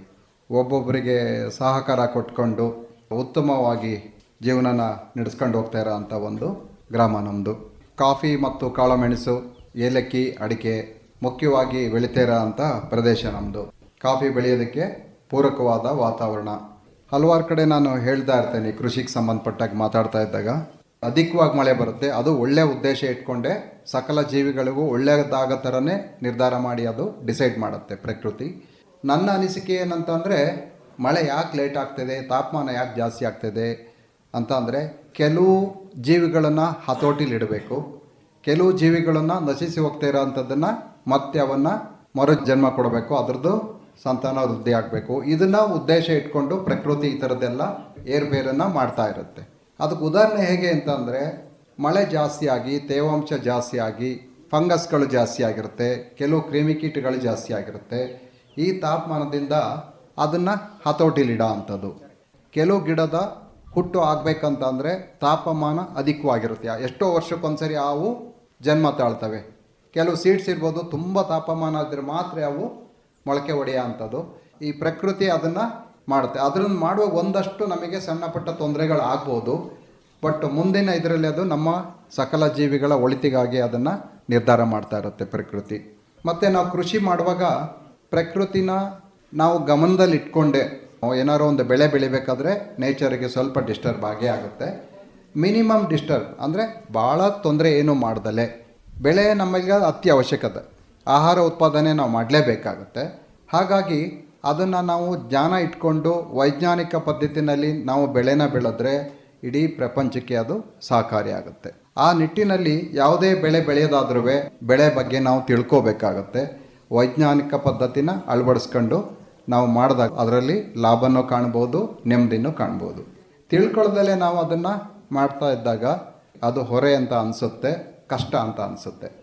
ಉದಾಹರಣೆಗೆ ನಾವೊಂದು ಏಲಕ್ಕಿ ಹಾಕಬೇಕು ಅಂತ ಡಿಸೈಡ್ ಮಾಡಿದೆ, ತಕ್ಷಣ ತಗೊಂಡೋಗಿ ಹಾಕಲಿಲ್ಲ. ಕಾಫಿ ಬೆಳೆಯೋದು ಗೊತ್ತಿತ್ತು, ಏಲಕ್ಕಿದು ಅಲ್ಪ ಸ್ವಲ್ಪ ಗೊತ್ತಿತ್ತು. 1 ವರ್ಷ ಸ್ಟಡಿ ಮಾಡಿದೆ, ಅದು ಏನು ಡಿಸೀಸ್ ಬರುತ್ತೆ, ಅದಕ್ಕೆ ಏನು ರೆಮಿಡಿ, ಅದೆಲ್ಲ ತಿಳ್ಕೊಂಡು ಮಾಡಿದಾಗ ನಮಗೆ ಭಾಳ ಅದ್ಭುತವಾದ ಲಾಭದಾಯಕವಾದ ಕ್ರಾಪ್ ಬಂತು. ಈ ಕಾಫಿನಲ್ಲೂ ನಮಗೆ ಅಂತಾರಾಷ್ಟ್ರೀಯ ಮಟ್ಟದಲ್ಲಿ ನಮಗೆ ಪ್ರಶಸ್ತಿ ತಂದುಕೊಟ್ಟಿದೆ, ಅದು ವಿಶೇಷವಾಗಿ ಬೆಳೆ ಬೆಳೆದು. ಹಾಗೆಯೇ ಕೃಷಿನಲ್ಲಿ ನಮಗೆ ಅತ್ಯಂತ ಯಶಸ್ವಿಯಾಗಿ ಲಾಭದಾಯಕವಾಗಿ ಬೆಳೆ ಬರ್ತಾ ಇದೆ. ಅದನ್ನು ನಾನು ಒಬ್ಬನೇ ಅನುಭವಿಸ್ತಲೇ ಎಲ್ಲರೂ ಅದನ್ನು ಬೆಳಿಬೇಕು, ಅದರ ಲಾಭ ಪಡ್ಕೋಬೇಕು ಅನ್ನೋ ಉದ್ದೇಶದಿಂದ ಮೊದಲು ಹಾಸನ ಜಿಲ್ಲಾ ಬೆಳೆಗಾರರ ಸಂಘದ ವತಿಯಿಂದ ವೆಬ್ ಅಂತೇಳಿ ವರ್ಷಕ್ಕೆ 150 ಜನಕ್ಕೆ ನಮ್ಮ ಟೀಮ್ ಅದು ಎಜುಕೇಟ್ ಮಾಡ್ತಾ ಇತ್ತು. ಈ ವರ್ಷ ಟ್ರಸ್ಟನ್ನು ನಾವು ರಿಜಿಸ್ಟರ್ ಮಾಡಿ 7 ಬೀನ್ ಟೀಮ್ ಅಂತ ಮಾಡಿ ಪ್ರತಿ ವರ್ಷ 140ರಿಂದ 150 ಜನಕ್ಕೆ ಹಾಸನ, ಕೊಡಗು, ಚಿಕ್ಕಮಗಳೂರು ಈ 3 ಭಾಗದ ಜಿಲ್ಲೆಯ ಜನಗಳನ್ನು ನೇಮಕ ಮಾಡಿಕೊಂಡು 1 ವರ್ಷದ ಅವಧಿನಲ್ಲಿ ಕಂಪ್ಲೀಟ್ ವೈಜ್ಞಾನಿಕ ಪದ್ಧತಿನಲ್ಲಿ ಏನು ಬೆಳೆನ ನಾವು ಬೆಳಿಬೇಕು ಅಂತೇಳಿ ತಿಳ್ಕೊಂಡು ನಾವು ಅದನ್ನು ಏನು ಲಾಭದಾಯಕವಾಗಿ ಕೃಷಿ ಆಗ್ತಾ ಇದೆ, ಲಾಭದಾಯಕವಾಗಿ ಏನು ಬರ್ತಾ ಇದೆ, ನನಗೇನದು ಚೆನ್ನಾಗಿ ಬೆಳೆ ಬರ್ತಾ ಇದೆ, ಆ ನನ್ನ ಕೃಷಿ ಪದ್ಧತಿನ ಹೇಳ್ಕೊಡುವಂಥದ್ದು ವೈಜ್ಞಾನಿಕ ಪದ್ಧತಿನಲ್ಲಿ. ಅದು 2018ನೇ ಇಸ್ವಿಯಿಂದ ಮಾಡ್ಕೊಬರ್ತಾ ಇದ್ದೀವಿ. ಅದು ಭಾಳ ಯಶಸ್ವಿಯಾಗಿ ನಡೀತಾ ಇದೆ, ತುಂಬ ಲಾಭ ಗಳಿಸ್ತಾ ಇದ್ದಾರೆ. ಹಾಗೆಯೇ ಒಬ್ಬರಿಂದ ಒಬ್ಬರಿಗೆ ಸಹಕಾರ ಕೊಟ್ಕೊಂಡು ಅದನ್ನು ಮಾಡ್ತಾ ಇದ್ದರೆ ನಾವು ಭಾಳ ಲಾಭದಾಯಕವಾಗಿ ಕೃಷಿನ ಮಾಡ್ಬೋದು. ಕೃಷಿ ಅಂದರೆ ತಿಳ್ಕೊಳ್ದಲ್ಲೇ ಮಾಡಿದಾಗ ಏನಾಗುತ್ತೆ, ಅದು ನಷ್ಟ ಅಂತ ಆಗುತ್ತೆ. ನಾವು ತಿಳ್ಕೊಂಡು ಪೂರಕವಾಗಿ ಏನೇನು ಬೇಕು ವ್ಯವಸ್ಥೆ ಮಾಡಿಕೊಂಡಾಗ ಅದು ಯಾವುದೇ ಕಾರಣಕ್ಕೂ ನಷ್ಟ ಆಗಲ್ಲ. ನಮ್ಮ ಭಾರತ ಕೃಷಿ ಮೂಲದಿಂದ ಇರೋದ್ರಿಂದ ಯಾವುದೋ ಒಂದು ಉದ್ಯಮದಲ್ಲಿ ಡಿಪೆಂಡ್ ಆಗದಲೇ ಮೂಲ ಕೃಷಿ ಇರೋದ್ರಿಂದ ನಮ್ಮ ದೇಶ ಸದೃಢವಾಗಿದೆ. ಹಾಗೆ ನಮ್ಮ ಕುಟುಂಬನೂ ನಾವು ಕೃಷಿ ಮೂಲ ಇಟ್ಕೊಂಡ್ರೆ ನಾವು ಸದೃಢವಾಗಿ ಇರ್ಬೋದು. ಅದನ್ನು ನಾವು ತಿಳ್ಕೊಂಡು ನಾವು ಮಾಡಬೇಕಾಗತ್ತೆ. ನಮ್ಮ ಊರಿನ ಇನ್ನೊಂದು ವಿಶೇಷ ಏನಂದರೆ ಕಾಫಿ ವಹಿವಾಟು ನಾವು ಭಾಳ ದೊಡ್ಡ ಮಟ್ಟದಲ್ಲಿ ಈ ಸಣ್ಣ ಗ್ರಾಮದಲ್ಲಿ ನಡೆಯುತ್ತೆ. ಈಗ ನಮ್ಮದು 23-24 ವರ್ಷದಿಂದ ನಮ್ಮದು ವಹಿವಾಟು ಮಾಡ್ತಾಯಿದ್ದೀವಿ.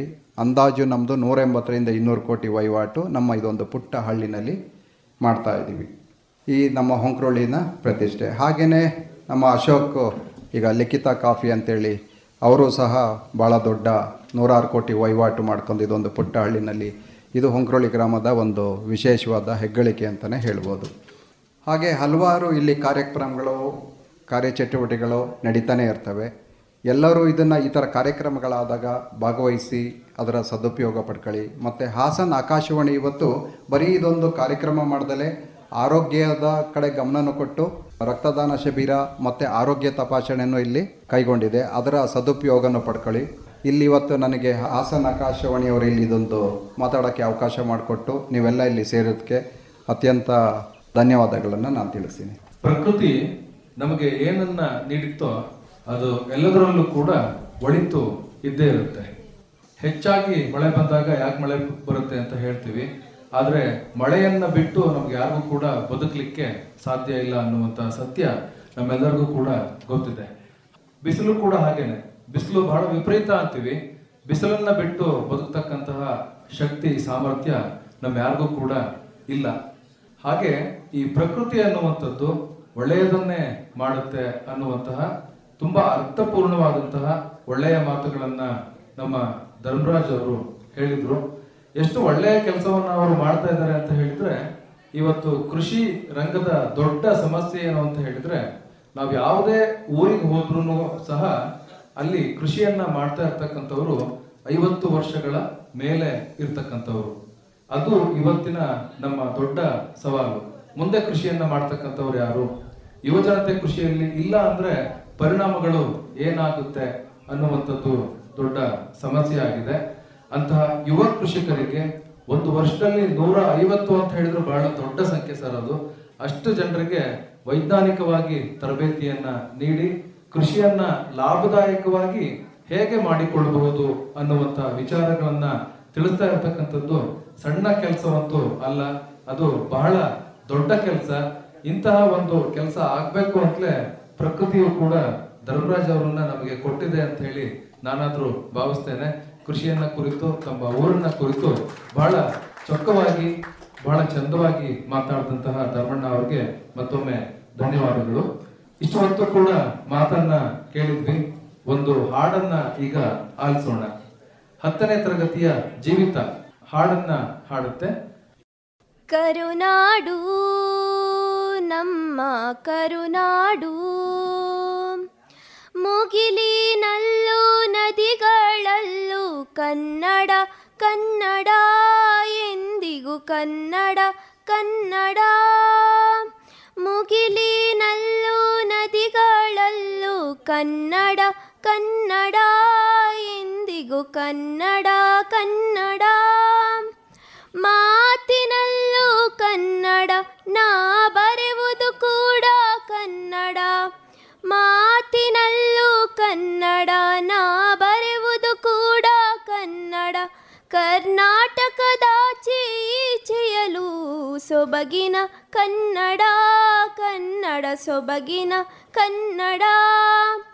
ಹೆಮ್ಮೆಯ ಕನ್ನಡ ಕನ್ನಡ, ಹೆಮ್ಮೆಯ ಕನ್ನಡ.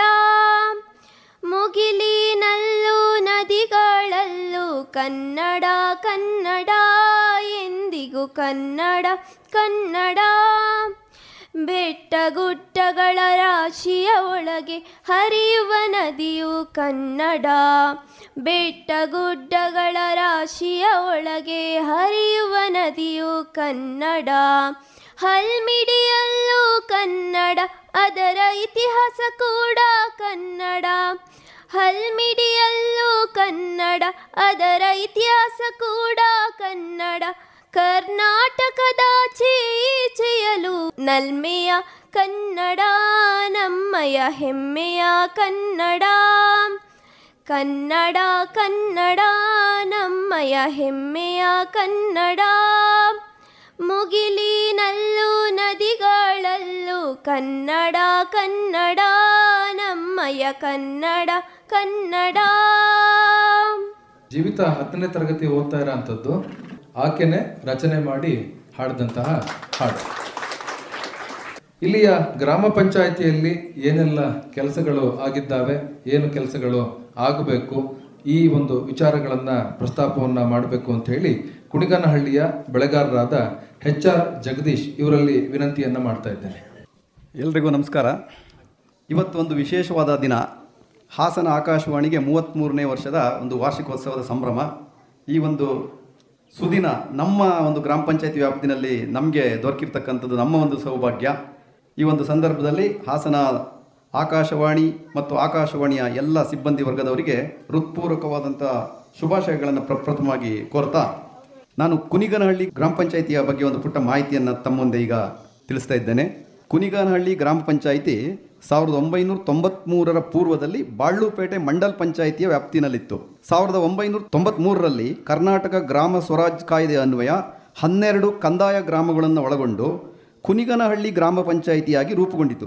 ಗ್ರಾಮ ಪಂಚಾಯಿತಿ ಕೇಂದ್ರ ಸ್ಥಾನವಾಗಿ ನಮ್ಮ ಇದೇ ಕುನಿಗನಹಳ್ಳಿ ಗ್ರಾಮವನ್ನು ಗುರುತಿಸಿದರು. ಗ್ರಾಮ ಪಂಚಾಯಿತಿ ಕೇಂದ್ರ ಸ್ಥಾನವು ತಾಲೂಕು ಕೇಂದ್ರದಿಂದ 12 ಕಿಲೋಮೀಟರ್ ದೂರದಲ್ಲಿದ್ದು ಜಿಲ್ಲಾ ಕೇಂದ್ರದಿಂದ 37 ಕಿಲೋಮೀಟರ್ ದೂರದಲ್ಲಿದೆ. ಗ್ರಾಮ ಪಂಚಾಯಿತಿಯ ಒಟ್ಟು ವಿಸ್ತೀರ್ಣ ಸುಮಾರು 4552 ಹೆಕ್ಟೇರ್ ಆಗಿರುತ್ತದೆ. ನಮ್ಮ ಕುನಿಗನಹಳ್ಳಿ ಗ್ರಾಮ ಪಂಚಾಯಿತಿಯ ಒಟ್ಟು ಜನಸಂಖ್ಯೆ ಸುಮಾರು 5563 ಆಗಿರುತ್ತದೆ. ಕುನಿಗನಹಳ್ಳಿ ಗ್ರಾಮ ಪಂಚಾಯಿತಿಯು 11 ಸದಸ್ಯರನ್ನು ಒಳಗೊಂಡಿದ್ದು, ಇದುವರೆಗೂ ನಮ್ಮ ಗ್ರಾಮ ಪಂಚಾಯಿತಿಯಲ್ಲಿ 18 ಜನ ಅಧ್ಯಕ್ಷರಾಗಿ ಕಾರ್ಯನಿರ್ವಹಿಸಿರುತ್ತಾರೆ. ಅದೇ ರೀತಿ ಉಪಾಧ್ಯಕ್ಷರಾಗಿ 13 ಜನ ಕಾರ್ಯನಿರ್ವಹಿಸಿರುತ್ತಾರೆ. ಗ್ರಾಮ ಪಂಚಾಯಿತಿ ಕೇಂದ್ರದಿಂದ ಒಂದೊಂದು ಗ್ರಾಮ 6ರಿಂದ 7 ಕಿಲೋಮೀಟರ್ ದೂರದಲ್ಲಿರುತ್ತದೆ.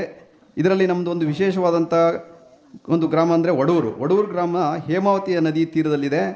ಪ್ರತಿ ವರ್ಷ ದೇವಿರಮ್ಮನವರ ಒಂದು ಸುಗ್ಗಿ ಉತ್ಸವ ತುಂಬ ವಿಜೃಂಭಣೆಯನ್ನು ನಡೀತದೆ ಈ ಗ್ರಾಮದಲ್ಲಿ. ಇದಲ್ಲದೆ ವಡೂರು ಮತ್ತು ಕಿರುಣಸೆ ಗ್ರಾಮಗಳಲ್ಲಿ ಸಂರಕ್ಷಿತ ಅರಣ್ಯ ಮತ್ತು ಸಾಮಾಜಿಕ ಅರಣ್ಯ ಪ್ರದೇಶ ತುಂಬ ವಿಸ್ತೀರ್ಣವಾದಂಥ ಪ್ರದೇಶ ಇದ್ದು, ಇದು ಹೇಮಾವತಿ ನದಿಗೆ ಹತ್ತಿರ ಇರೋದರಿಂದ ಕಾಡಾನೆಗಳಿಗೆ ನೆಚ್ಚಿನ ವಾಸಸ್ಥಾನವಾಗಿರುತ್ತದೆ. ಪ್ರತಿ ವರ್ಷವೂ ಸಹ ಕಾಡಾನೆಗಳು ನಮ್ಮ ವಡೂರು ಮತ್ತು ಕಿರುಣಸೆ ಭಾಗದಲ್ಲಿ ಜನರಿಗೆ ನೋಡಲು ಸಿಗುತ್ತವೆ.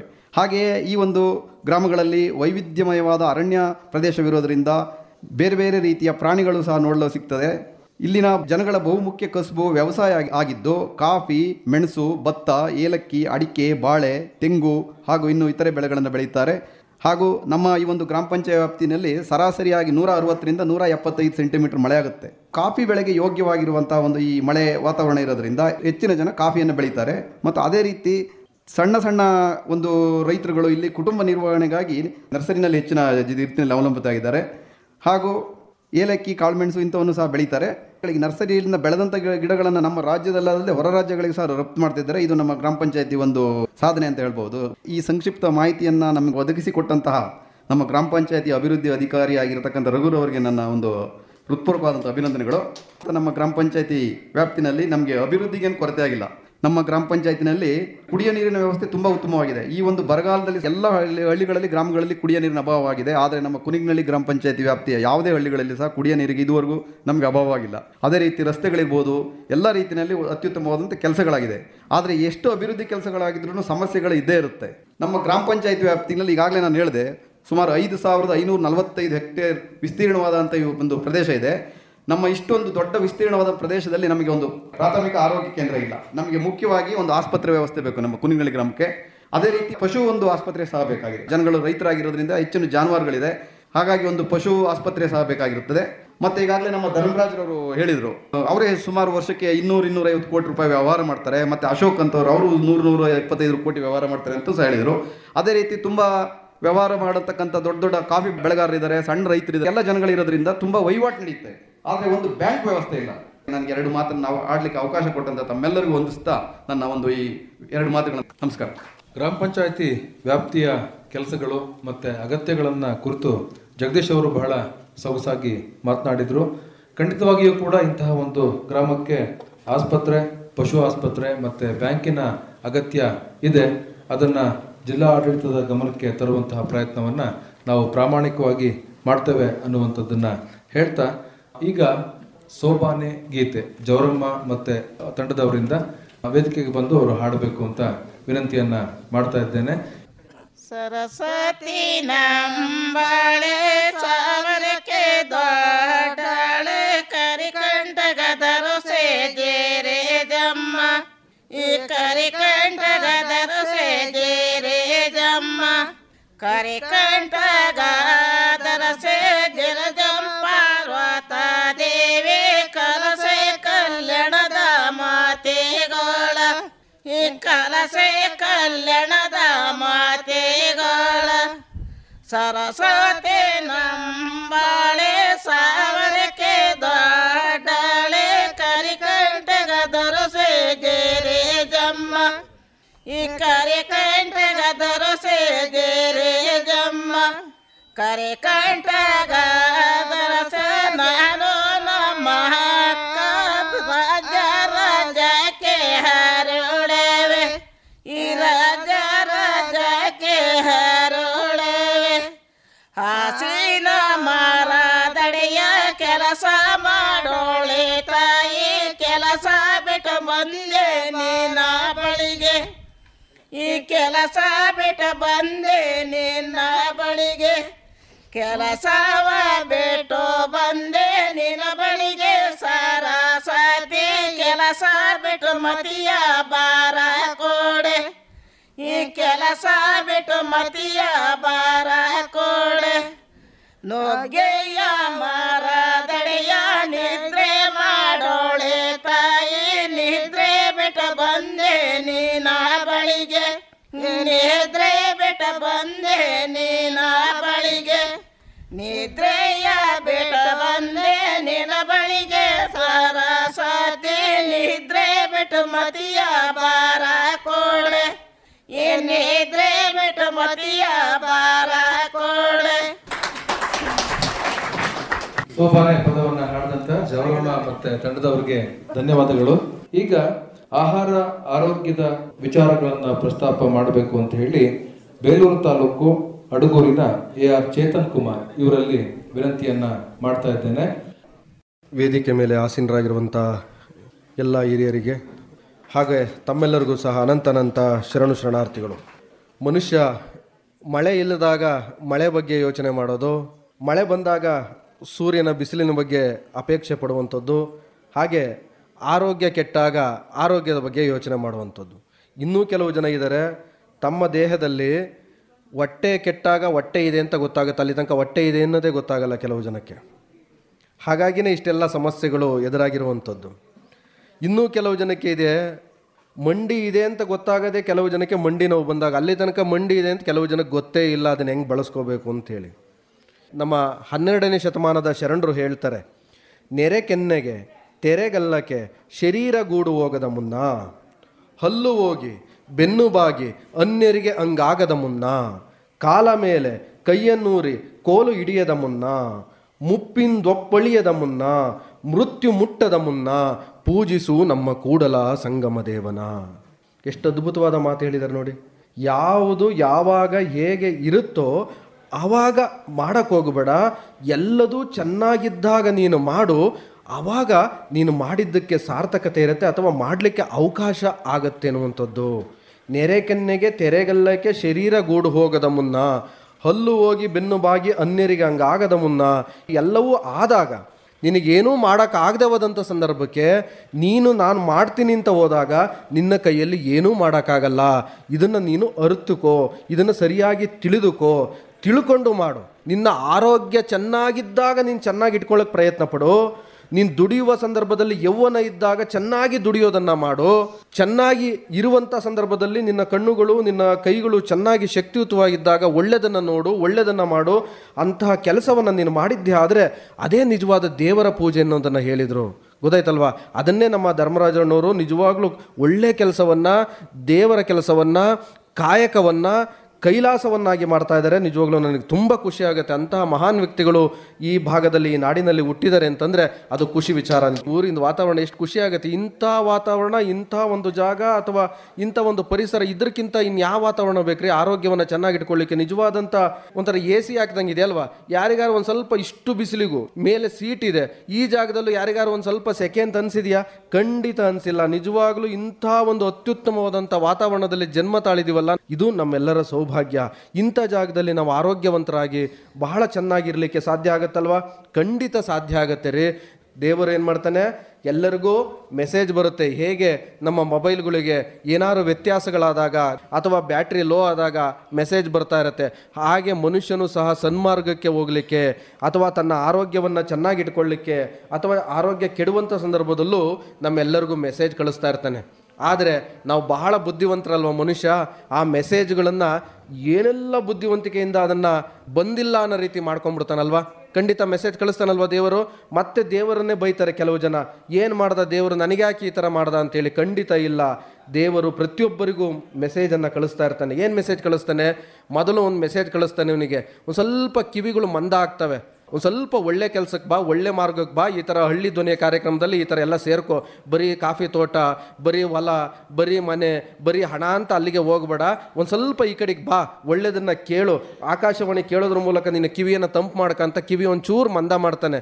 ಇವನೇನು ಮಾಡ್ತಾನೆ ಗೊತ್ತಾ, ಡಾಕ್ಟ್ರ್ ಹತ್ರ ಹೋಗಿ ನನ್ನ ಕಿವಿಗಳು ಚೆನ್ನಾಗಿ ಆಗಬೇಕು ಅಂತೇಳಿ ಅದಕ್ಕೊಂದು ಸ್ವಲ್ಪ ಏನಾಕಂತಾನೆ, ಮಿಷಿನನ್ನು ಹಾಕ್ಕೊಂಡು ನನಗೆ ಇನ್ನೂ ಚೆನ್ನಾಗಿ ಕಿವಿ ಕೇಳ್ತವೆ ಅಂತೇಳಿ ಮತ್ತೆ ಸರಿಯಾಗಿ ಇನ್ನೂ ಸ್ಟ್ರಾಂಗ್ ಆಗಿಬಿಡ್ತಾನೆ, ನಾನು ಇನ್ನೂ ಒಳ್ಳೆ ಕೆಲಸ ಮಾಡ್ಬೋದು ಅಂತ.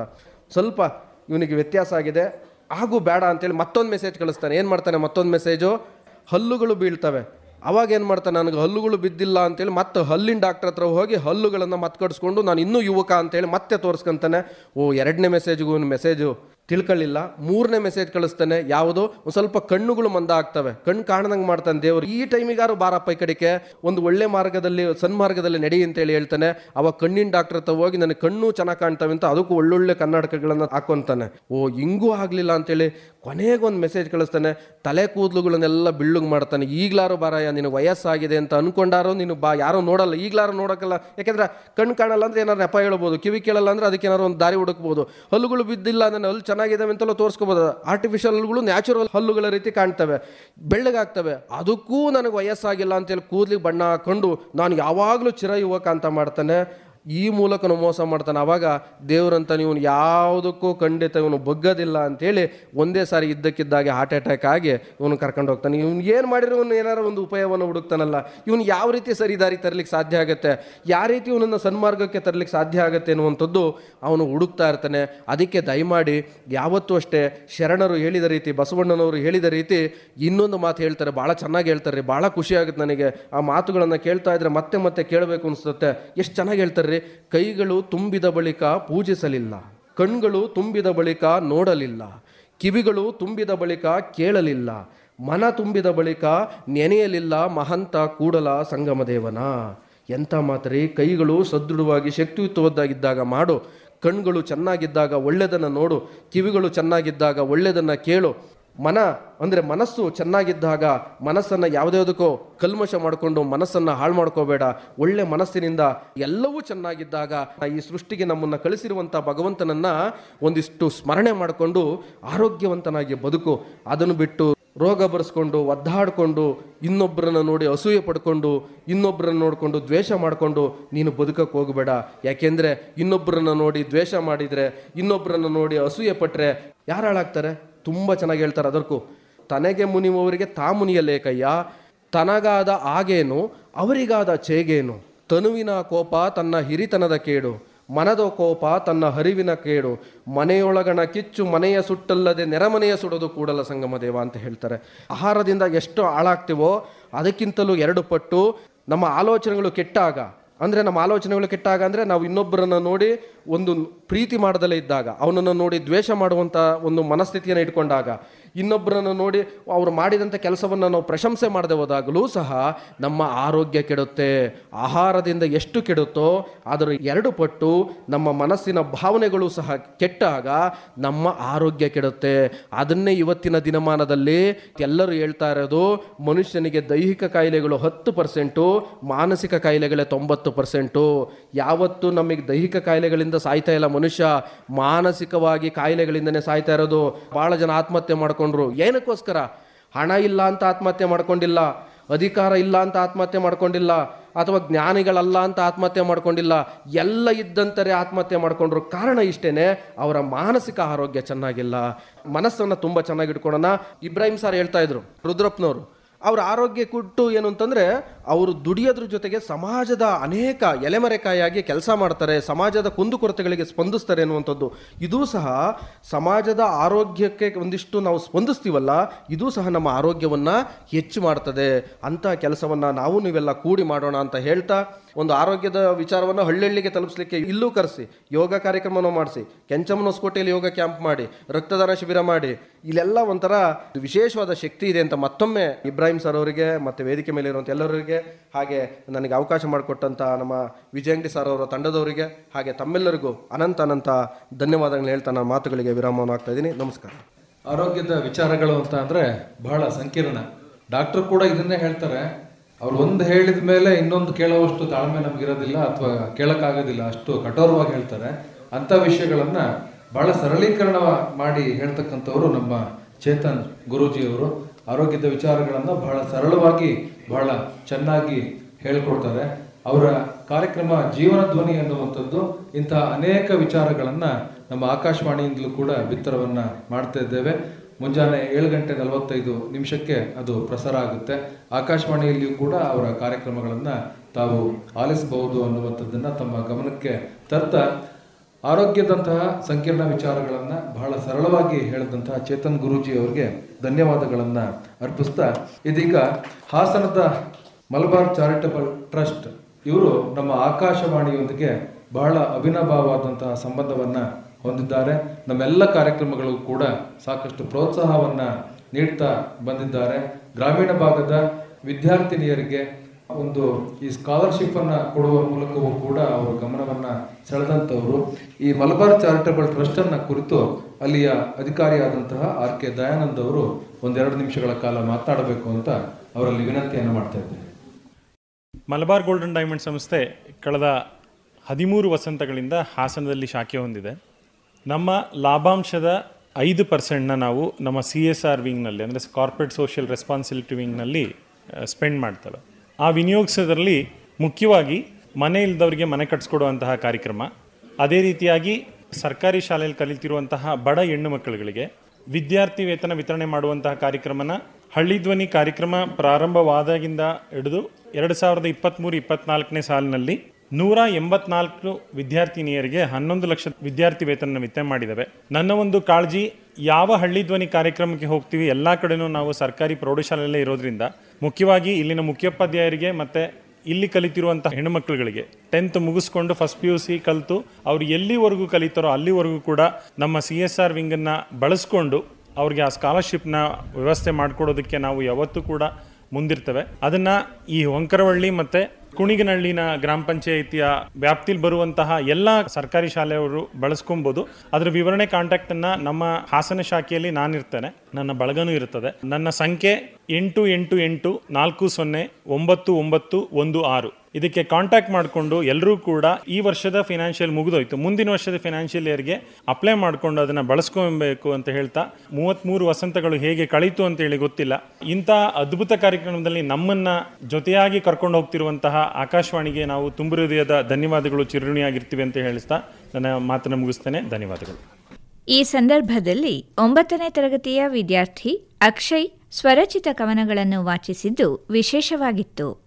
ನಮ್ಮ ಕನ್ನಡ ನಾಡಿಗೆ ಪೊಂಪರನ್ನೇ ಶ್ರೇಷ್ಠರು, ನಮ್ಮ ಕನ್ನಡ ನಾಡಿಗೆ ಪೊಂಪರನ್ನೇ ಶ್ರೇಷ್ಠರು. ಈ ನಾಡಿಗೆ ಅನ್ನ ನೀಡೋದು ಬೇರೆ ಯಾರಲ್ಲ, ಅವರೇ ನಮ್ಮ ರೈತರು. ಮೌನಿತರಾಗಿ ತಪಸ್ ಮಾಡೋರಿಗಂತಾರೆ ಋಷಿ, ಮೌನಿತರಾಗಿ ತಪಸ್ ಮಾಡೋರಿಗಂತಾರೆ ಋಷಿ. ಇಡೀ ಭಾರತದಲ್ಲಿ ಹೆಚ್ಚಾಗಿ ಅವಲಂಬಿಸಿರುವುದು ಕೇವಲ ಕೃಷಿ. ಸಣ್ಣ ಮಕ್ಕಳು ಹೆಚ್ಚಾಗಿ ಓದ್ತಾರೆ PPಯ, ಸಣ್ಣ ಮಕ್ಕಳು ಹೆಚ್ಚಾಗಿ ಓದ್ತಾರೆ PPಯ. ನಮ್ಮ ಸಕಲೇಶಪುರದಲ್ಲಿ ಹೆಚ್ಚಾಗಿ ಬೆಳೀತಾರೆ ಕಾಫಿಯ. ನಾನೊಮ್ಮೆ ಹೊಲಕ್ಕೆ ಬೆಳೆ ನೋಡಲೆಂದು ಹೋದೆ, ಆ ಹಸಿರು ಹುಲ್ಲನ್ನು ನೋಡಿ ಹಾಗೇ ಮೈಮರೆತೆ. ಈ ಜಗದ ಸೌಂದರ್ಯ ನೋಡಿ ಗಮನಿಸಿದೆ, ಅದು ನನ್ನಲ್ಲೊಂದು ಕವನ ಮೂಡಿತು, ಹಾಗೇ ಹಾಳೆಗೆ ಬರೆದೆ. ಹೈಟ್ ಆಗಿರೋ ಮರ ಹೊತ್ತಕ್ಕೆ ಬೇಕು ಏಣಿ, ಹೈಟ್ ಆಗಿರೋ ಮರ ಹೊತ್ತಕ್ಕೆ ಬೇಕು ಏಣಿ, ಒಳ್ಳೊಳ್ಳೆ ವಿಷಯ ಹೇಳಕ್ಕೆ ಬೇಕು ಆಕಾಶವಾಣಿ. ನಮ್ಮೂರಲ್ಲಿರೋ ಒಂದು ಮಾಮೂನ ಹೆಸರು ಉಮೇಶ್ ರಾಜು, ನಮ್ಮೂರಲ್ಲಿರೋ ಒಬ್ಬರು ಮಾಮೂನ ಹೆಸರು ಉಮೇಶ್ ರಾಜು. ನಮ್ಮ ಶಾಲೆಗೆ ಹೆಚ್ಚಾಗಿ ಕೊಡುಗೆ ಕೊಟ್ಟಿದ್ದಾರೆ ಧರ್ಮರಾಜು. ಹಾಸನ ಆಕಾಶವಾಣಿಗೆ ಆಗಿದೆ 33 ವರ್ಷ, ಹಾಸನ ಆಕಾಶವಾಣಿಗೆ ಆಗಿದೆ 33 ವರ್ಷ. ನಮ್ಮೆಲ್ಲರಿಗೂ ತಂದಿದೆ ಈ ದಿನ ಹರ್ಷ. ಇದುವರೆಗೂ ನೋಡಿದಿರಿ ಶಾಲೆಯ ಸ್ಥಿತಿಯ, ಅರ್ಧಂಬರ್ಧ ಆಗಿರುವ ಮೇಲ್ಚಾವಣಿ ಗತಿಯ. ಮಾಡಿದರೆ ಮಲಬಾರ್ನವರು ಮನಸ, ಮುಗಿಯಬಹುದು ಉಳಿಕೆ ಮೇಲ್ಚಾವಣಿಯ ಕನಸ. ಅಕ್ಷಯ್ ಸ್ವರಚಿತ ಕವನಗಳನ್ನು ನಿಮ್ಮ ಮುಂದೆ ವಾಚನವನ್ನು ಮಾಡಿದ್ದಾರೆ. ಬರೀ ಕವನ ವಾಚನ ಅಲ್ಲ, ನಮ್ಮೆಲ್ಲರ ಜವಾಬ್ದಾರಿಯನ್ನು, ನಮ್ಮ ದಯಾನಂದ್ ಅವರ ಜವಾಬ್ದಾರಿಯನ್ನು ಕೂಡ ನೆನಪಿಸಿದ್ದಾರೆ, ಹೆಚ್ಚು ಮಾಡಿದ್ದಾರೆ ಅಂತ ಹೇಳಿ ಅಂದ್ಕೊಳ್ತಾ, ಇದೀಗ ನಮ್ಮ ಹಾಸನ ಆಕಾಶವಾಣಿಗೆ 33 ವರ್ಷ ತುಂಬಿರ್ತಕ್ಕಂಥ ಸಂದರ್ಭದಲ್ಲಿ ನಿರಂತರ ಕೇಳುಗರಾದಂತಹ ಸಂಕಪ್ಪ ಅವರು ನಮ್ಮೊಂದಿಗೆ ಇದ್ದಾರೆ. ಹಾಸನ ಆಕಾಶವಾಣಿಯ ಪ್ರಸಾರವನ್ನು ಕುರಿತು ಒಂದು 2 ನಿಮಿಷಗಳ ಕಾಲ ಅವರು ಮಾತನಾಡಬೇಕು ಅಂತ ವಿನಂತಿ. ಆಕಾಶವಾಣಿ 1990ರಿಂದ ಫಸ್ಟ್ ಸ್ಟಾರ್ಟ್ ಆದಾಗ ಪಾರ್ಟ್ ಟೈಮ್ ಬರ್ತಾಯಿತ್ತು. 91ರಲ್ಲಿ ಇದು ಉದಯವಾಯಿತು. ಆಗ ಸತೀಶ್ ಬಿ ಪರ್ವತೀಕರ್ ಅಂತಿದ್ದರು. ಆಗ ಕಾರ್ಯಕ್ರಮ ಕೇಳ್ತಾಯಿದ್ದೆ. ಅದಕ್ಕಿಂತ ಮುಂಚೆ 1988ರಲ್ಲಿ ಗುಲ್ಬರ್ಗ, ಧಾರವಾಡ, ಬೆಂಗಳೂರು, ಭದ್ರಾವತಿಲಿ ಚಿತ್ರರಂಜನೆ ಬರೋದು. ಗುಲ್ಬರ್ಗ ಹಾಗೂ ಧಾರವಾಡದಲ್ಲಿ ಗ್ರಾಮೀಣ ಕೋರಿಕೆ ಚಲನಚಿತ್ರ ಗೀತೆಗಳಂತ ಬರೋದು. ರೈತರಿಗೆ ಮಾಹಿತಿ ಕೊಟ್ಟು ಗ್ರಾಮೀಣ ಚಿತ್ರಗೀತೆಗಳು ಕೇಳ್ತಾಯಿದ್ರು. ಆಗ ಅದನ್ನು ಕೇಳ್ತಾ ಇದ್ದೆ. ಜೊತೆಗೆ ಆಕಾಶವಾಣಿ FM ಓಪನ್ ಆದಾಗ FM ಬೇರೆ ಯಾವ ಸ್ಟೇಷನ್ನಲ್ಲೂ ಮೀಡಿಯಮ್ ಎಮ್ನಲ್ಲಿ ಕೇಳಿದಾಗ ಸುಯಿ ಅಂತ ಸೌಂಡ್ ಬರೋದು. ಪ್ರತಿಯೊಂದು FM ಯಾವುದೇ ಡಿಸ್ಟರ್ಬೆನ್ಸ್ ಬರ್ತಾ ಇರಲಿಲ್ಲ. ಈ ಕಾರ್ಯಕ್ರಮ ನನಗೆ ತುಂಬ ಖುಷಿ ಆಯಿತು. ನಾನೇನು ಒಂದು ಹೊತ್ತು ಅನ್ನ ಬಿಟ್ಟರು ಸಮೇತ ರೇಡಿಯೋನ ಮಾತ್ರ ಯಾವಾಗಲೂ ಕೇಳ್ತಾ ಇದ್ದೆ. ಇದು ಇವತ್ತಿನವರೆಗೂ ಕೇಳ್ತಾ ಇದ್ದೀನಿ. ಆಗಲಿಂದ ಎಲ್ಲ ಅಧಿಕಾರಿಗಳು ಬಂದು ಹೋಗಿದ್ದಾರೆ.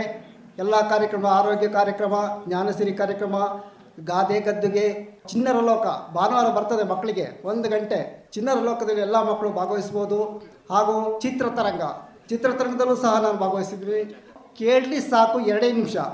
ಜೊತೆಗೆ ಕುತಂತ್ರಗಳಿಗೆ ಬಲಿಯಾಗಿದ್ರಿ. ಇಂಥ ಕಾರ್ಯಕ್ರಮ ನಿಜವಾಗ್ಲೂ ಕೇಳಬೇಕು ಅಂತ ಅನಿಸುತ್ತೆ. ಇಂಥ ಕಾರ್ಯಕ್ರಮದಲ್ಲಿ ನಮಗೆ ಎಷ್ಟೋ ಆಸಕ್ತಿ ಬಂದು ಕಾಫಿ ಆಗಿ ಬೆಳಿಬೇಕು. ಈ ಧರ್ಮರಾಜ್ ಸರ್ ಅವರು ನಾನು ಒಂದ್ಸರಿ ಅವ್ರ ಹತ್ರ ಕಾಲ್ ಮಾಡಿದ್ದೆ. ಹಾಸನದಲ್ಲಿ ಆಕಾಶವಾಣಿ ಸಂದರ್ಶನ ಕೊಡ್ತಾಯಿದ್ರು. ಕಾಳು ಮೆಣಸಿನ ಬಗ್ಗೆ ಮಾಹಿತಿಯನ್ನು ಕೇಳ್ತಾ ಇದ್ದೆ. ಅವ್ರು ನನಗೆ ಹೇಳಿದರು. ಆಗ ನಾನು ತಿಳ್ಕೊಂಡೆ ಕಾಫಿ ಹಾಗೂ ಮೆಣಸು ಇಂಥ ಕೃಷಿ ಬಗ್ಗೆ ನಮ್ಮ ಸಮೀಪದಲ್ಲೇ ಕುನಿಗನಹಳ್ಳಿಯಲ್ಲಿ ಈ ಥರ ಇದ್ದಾರೆ ಅಂದರೆ ನಮಗೊಂದು ಹೆಮ್ಮೆ ವಿಷಯ ಅಂತ ನಾವು ಘಂಟಾಘೋಷವಾಗಿ ಹೇಳ್ಬೋದು. ನಾವು ಬಂದೇವ ಆಕಾಶವಾಣಿ ಕಾರ್ಯಕ್ರಮ ಕೇಳಲಿಕ್ಕ, ಹಳ್ಳಿ ಧ್ವನಿ ನೋಡಲಿಕ್ಕ. 33 ವರ್ಷದ ಆಕಾಶವಾಣಿ ಹುಟ್ಟು ಹಬ್ಬ, ಜೊತೆಗೆ ಈ ಕೃಷಿ ಹಳ್ಳಿ ಧ್ವನಿ, ಈ ಎಲ್ಲ ಕಾರ್ಯಕ್ರಮಗಳಿಗೂ ಇವತ್ತು ಒಂದೇ ದಿವಸ ಸುವರ್ಣಾವಕಾಶ ಒದಗಿ ಬಂದಿದೆ. ಇಂಥ ಶುಭ ಸಂದರ್ಭದಲ್ಲಿ ಈ 2 ಮಾತುಗಳನ್ನು ಮಾಡಲು ಅವಕಾಶ ಕೊಟ್ಟಂಥ ಎಲ್ಲ ಮುಖ್ಯಸ್ಥರಿಗೂ ನನ್ನ ಧನ್ಯವಾದಗಳನ್ನು ಅರ್ಪಿಸ್ತಾ ನನ್ನ 2 ಮಾತನ್ನು ಮುಗಿಸ್ತೇನೆ. ಜೈ ಹಿಂದ್, ಜೈ ಕರ್ನಾಟಕ. ನಮ್ಮ ಕೇಳುಗರೇ ನಮ್ಮ ಆಸ್ತಿ, ಅವರು ನಮ್ಮ ಹೆಮ್ಮೆ. ಕೇಳುಗರಾಗಿ ಆಕಾಶವಾಣಿಯನ್ನ ಕುರಿತು ಒಳ್ಳೆಯ ಅಭಿಪ್ರಾಯವನ್ನು ನೀಡಿದಂತಹ ಸಂಕಪ್ಪ ಅವರಿಗೆ ಧನ್ಯವಾದಗಳನ್ನು ತಿಳಿಸ್ತಾ, ಮತ್ತವರು ನಮ್ಮ ನಿರಂತರ ಕೇಳುಗರು, ಹಿರಿಯರು, ಸನ್ಮಾನ್ಯ ಶ್ರೀ ಗಿಡ್ಡೇಗೌಡರು ಶಿಕ್ಷಕರಾಗಿ ನಿವೃತ್ತರಾಗಿರ್ತಕ್ಕಂಥವರು, ಒಳ್ಳೆಯ ಕೃಷಿಕರು ಕೂಡ ಹೌದು. ಆಕಾಶವಾಣಿಯ ಕಾರ್ಯಕ್ರಮಗಳನ್ನು ಕೇಳುವಂಥದ್ದಷ್ಟೇ ಅಲ್ಲ, ನಮಗೆ ಏನು ಬೇಕು ಅಂತ ಅವರು ನಮಗೆ ಬಹಳ ಪ್ರೀತಿಯಿಂದ ಆಗಾಗ್ಗೆ ಹೇಳ್ತಾ ಇರ್ತಾರೆ. ಬಿಸಿಲು ಹೆಚ್ಚಾದಾಗ ಏನು ಬೇಕಾಗುತ್ತೆ, ಮಳೆ ಹೆಚ್ಚಾದಾಗ ಏನು ಬೇಕಾಗುತ್ತೆ, ಚಳಿ ಹೆಚ್ಚಾದಾಗ ಏನು ಬೇಕಾಗುತ್ತೆ, ನನಗೆ ಬಹಳ ಆತ್ಮೀಯವಾಗಿ ಹೇಳ್ತಿರ್ತಾರೆ. ಇಂಥದ್ದೊಂದು ವಿಷಯದ ಬಗ್ಗೆ ಮಾತಾಡಿಸಿ ಮುಗಿಸೋದನ್ನು ಯಾರನ್ನಾದರೂ ಅಥವಾ ನೀವೇ ಮಾತಾಡಿ ಅಂತ ಹೇಳಿ. ಅದು ನಮ್ಮ ಹೆಮ್ಮೆ. ಬಹಳ ಅದೊಂದು ರೀತಿ ವಿಶೇಷ ಅಂತಲೂ ಕೂಡ ನನಗೆ ಅನಿಸುತ್ತೆ. ನಮ್ಮ ಹಿರಿಯ ಕೇಳುಗರು, ಒಳ್ಳೆಯ ಕೇಳುಗರು ಕೂಡ ಹೌದು. ಆಕಾಶವಾಣಿಯನ್ನು ಕುರಿತು 1 ನಿಮಿಷದಲ್ಲಿ ಅವರು ತಮ್ಮ ಅಭಿಪ್ರಾಯವನ್ನು ಹಂಚಿಕೊಳ್ಳಿ. ವೇದಿಕೆ ಮೇಲಿರತಕ್ಕಂಥ ಗಣ್ಯರೇ ಮತ್ತು ಮುಂಭಾಗದಲ್ಲಿರತಕ್ಕಂತಹ ಸ್ನೇಹಿತರೆ, ನನ್ನ ಪರಿಚಯನ ಮಾಡಿಕೊಟ್ಟಿದ್ದಾರೆ. ನಾನು 1965ರಿಂದ ಆಕಾಶವಾಣಿನ ಕೇಳ್ತಾ ಇದ್ದೆ. ಬೆಂಗಳೂರು ತುಂಬ ಚೆನ್ನಾಗಿ ಬರ್ತಾಯಿತ್ತು ನಮಗೆ. ಆವಾಗ ಕೃಷಿ ರಂಗದಲ್ಲಿ MT ಜಯಣ್ಣ ಅಂಥೇಳಿ ನನಗೆ ಬಂದು ಸಂದರ್ಶನ ಮಾಡಿದರು. ಅವತ್ತಿಂದನೂ ಕೂಡ ರೇಡಿಯೋ ಆಸಕ್ತಿ ತುಂಬ ಇತ್ತು. 91ರಲ್ಲಿ FM ರೇಡಿಯೋ ಸ್ಟೇಷನ್ ನಮ್ಮ ಹಾಸನಕ್ಕೆ ಬಂದಾಗ ಇನ್ನೂ ತುಂಬ ಖುಷಿಯಾಗೋಯಿತು. ದಿನನಿತ್ಯ ಯಾವುದೇ ಕೆಲಸಗಳಿದ್ರೂ ಕೂಡ ಈ ಆಕಾಶವಾಣಿ ಕಾರ್ಯಕ್ರಮಗಳು ಶುರುವಾದ ತಕ್ಷಣ ನಿರಂತರವಾಗಿ ಕೇಳ್ತಾ ಬಂದೆ. ಅದರ ಪರಿಣಾಮ ಏನು ಅಂತಂದರೆ ನನ್ನ ಜೀವನದಲ್ಲಿ ಅನೇಕ ಸುಧಾರಣೆಗಳನ್ನು ಮಾಡಿಕೊಂಡೆ. ನಾನು 69ರಲ್ಲಿ ಡಿಗ್ರಿ ಮುಗಿಸ್ಕೊಂಡು ಒಂದು ಚಿಕ್ಕ ಟ್ರಾನ್ಸಿಸ್ಟರ್ ರೇಡಿಯೋನ ಇಟ್ಕೊಂಡು ಯಾವಾಗ್ಲೂ ಜೊತೆಯಲ್ಲೇ ಆಕಾಶವಾಣಿ ಕಾರ್ಯಕ್ರಮಗಳನ್ನ ಕೇಳ್ತಾ ಇದ್ದೆ.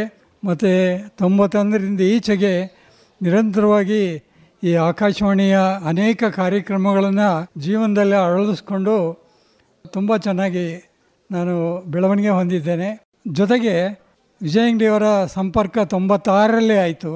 ಆವಾಗ ನಮ್ಮ ಒಂದು ಸಂಘಟನೆಯನ್ನು ಅಲ್ಲಿ ಅವರು ಮಾಡಿದರು. ಆಕಾಶವಾಣಿ ಈ ಸಂಘಟನೆಯ ಅನೇಕ ಕಾರ್ಯಕ್ರಮಗಳನ್ನು ಪ್ರಚಾರ ಮಾಡ್ತಾ ಸಾವಿರಾರು ರೈತರಿಗೆ ಅನುಕೂಲ ಮಾಡಿಕೊಡ್ತು. ಅದನ್ನು ರೈತ ವರ್ಗ ಜೀವನವಿಡೀ ಜ್ಞಾಪಿಸ್ಕೋಬೇಕು. ಯಾಕೆಂತಂದರೆ ಈ ಒಂದು ಸಂಘಟನೆಯ ಮೂಲಕ ಆಕಾಶವಾಣಿ ಕಾರ್ಯಕ್ರಮಗಳ ಪ್ರಚಾರದಲ್ಲಿ ಭಾಗಿಯಾಗಿ ಪ್ರಗತಿ ಹೊಂದಿರುವಂತಹ ಅನೇಕ ಜನರಿದ್ದಾರೆ.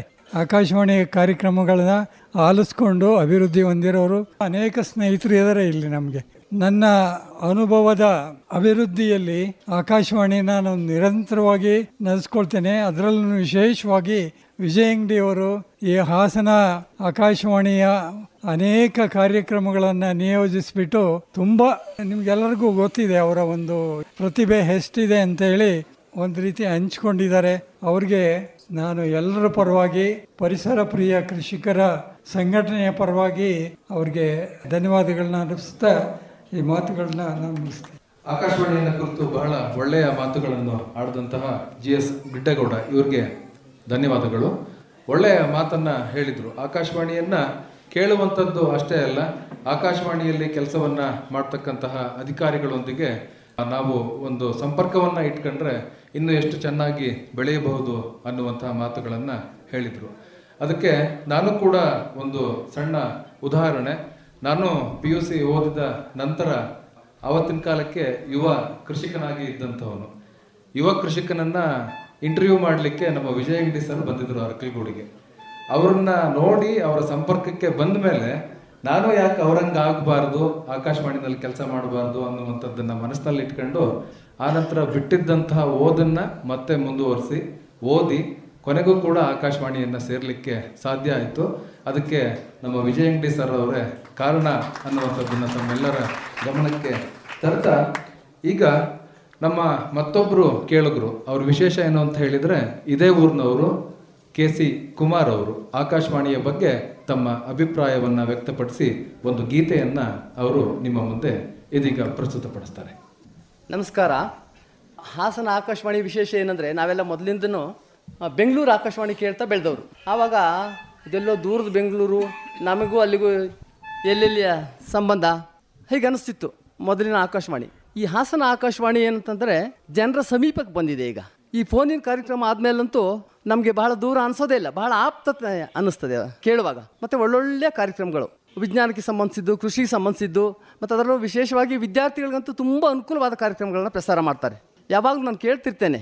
ಅದರಲ್ಲೂ ವಿಶೇಷವಾಗಿ ಸಾಹಿತ್ಯಕ್ಕೆ ಸಂಬಂಧಿಸಿದ ಹಾಗೆ ಪುಸ್ತಕ ಪರಿಚಯ ಅಂತ ಒಂದು ಕಾರ್ಯಕ್ರಮ ಮಾಡ್ತಾರೆ. ಅದಂತೂ ತುಂಬ, ಅದು ಎಲ್ಲರೂ ಕೇಳಲೇಬೇಕಾದ ಕಾರ್ಯಕ್ರಮ. ಮತ್ತು ಪುಸ್ತಕ ಓದುವ ಆಸಕ್ತಿ ಇದ್ದವರಂತೂ ಖಂಡಿತ ಅದನ್ನು ಕೇಳಲೇಬೇಕು. ಅಷ್ಟು ಮನಮುಟ್ಟುವಾಗೆ ಪುಸ್ತಕ ವಿಮರ್ಶೆಯನ್ನು ಮಾಡ್ತಾರೆ. ಸುಜಾತ F. ತಳವಾರ್ ಅಂತ ಬಹಳ ಚೆನ್ನಾಗಿ ನಡೆಸ್ಕೊಡ್ತಾರೆ ಕಾರ್ಯಕ್ರಮ. ಆ ಕಾರ್ಯಕ್ರಮ ನನಗಂತೂ ತುಂಬ ಇಷ್ಟು ನಾನು ಹೇಳಲಿಕ್ಕೆ ಬಯಸ್ತೇನೆ. ಸಮಯದ ಅಭಾವ ಇರೋದ್ರಿಂದ ಔಪಚಾರಿಕವಾಗಿ ಒಂದು 4 ಸಾಲು ಹಾಡನ್ನು ಮಾತ್ರ ಹಾಡಿ ಮುಗಿಸ್ತೇನೆ.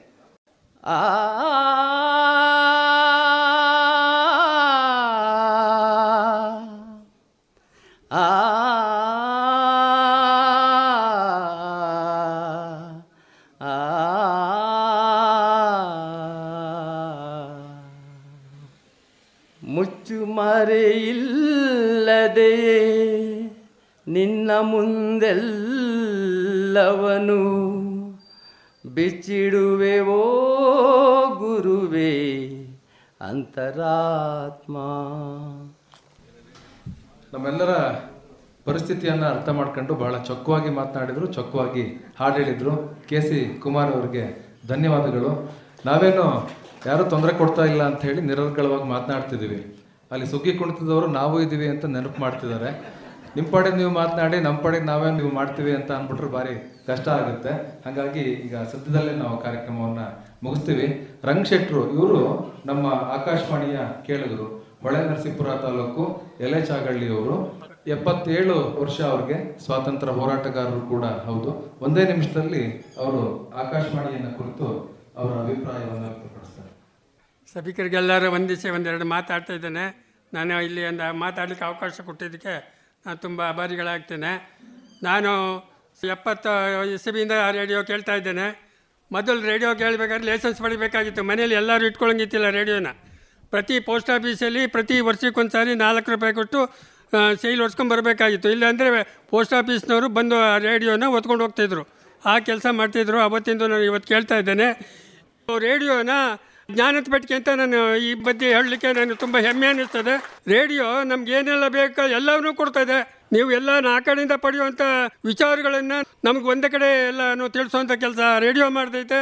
ಮತ್ತು ಇನ್ನೊಂದು ಏನಂತಂದರೆ ನಾವು ದಿನದಲ್ಲಿ ಏನೇ ಪ್ರಾರಂಭಿಸಬೇಕಾದ್ರೂ ಆ ಭಗವಂತನೆಂದು ಪ್ರಾರಂಭಿಸಬೇಕು ಅಂತ ಹೇಳ್ತದೆ. ಆದರೆ ಈ ರೇಡಿಯೋ ಚಿಂತನೆ ಅನ್ನೋ ಒಂದು ಕಾರ್ಯಕ್ರಮದೊಂದಿಗೆ ಜನಗಳ ಜ್ಞಾನವನ್ನು ಬಿತ್ತುವಂಥ ಕೆಲಸ ಅಂತ ಈ ರೇಡಿಯೋ ಮಾಡ್ತಾ ಐತೆ.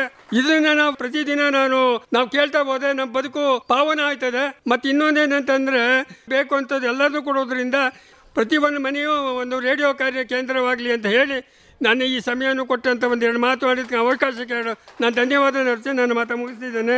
77 ವರ್ಷ ನಾನು ಇವತ್ತು ಸೈಕಲ್ ಹೊಡಿತಿದ್ದೇನೆ. ಆಮೇಲೆ ದಿನದ ಬೆಲೆ ದುಡ್ಡಿನ ಬೆಲೆ ಯಾರು ಗೊತ್ತಾ, ಮನುಷ್ಯ ಎಂದೂ ಕೆಡೋದಿಲ್ಲ.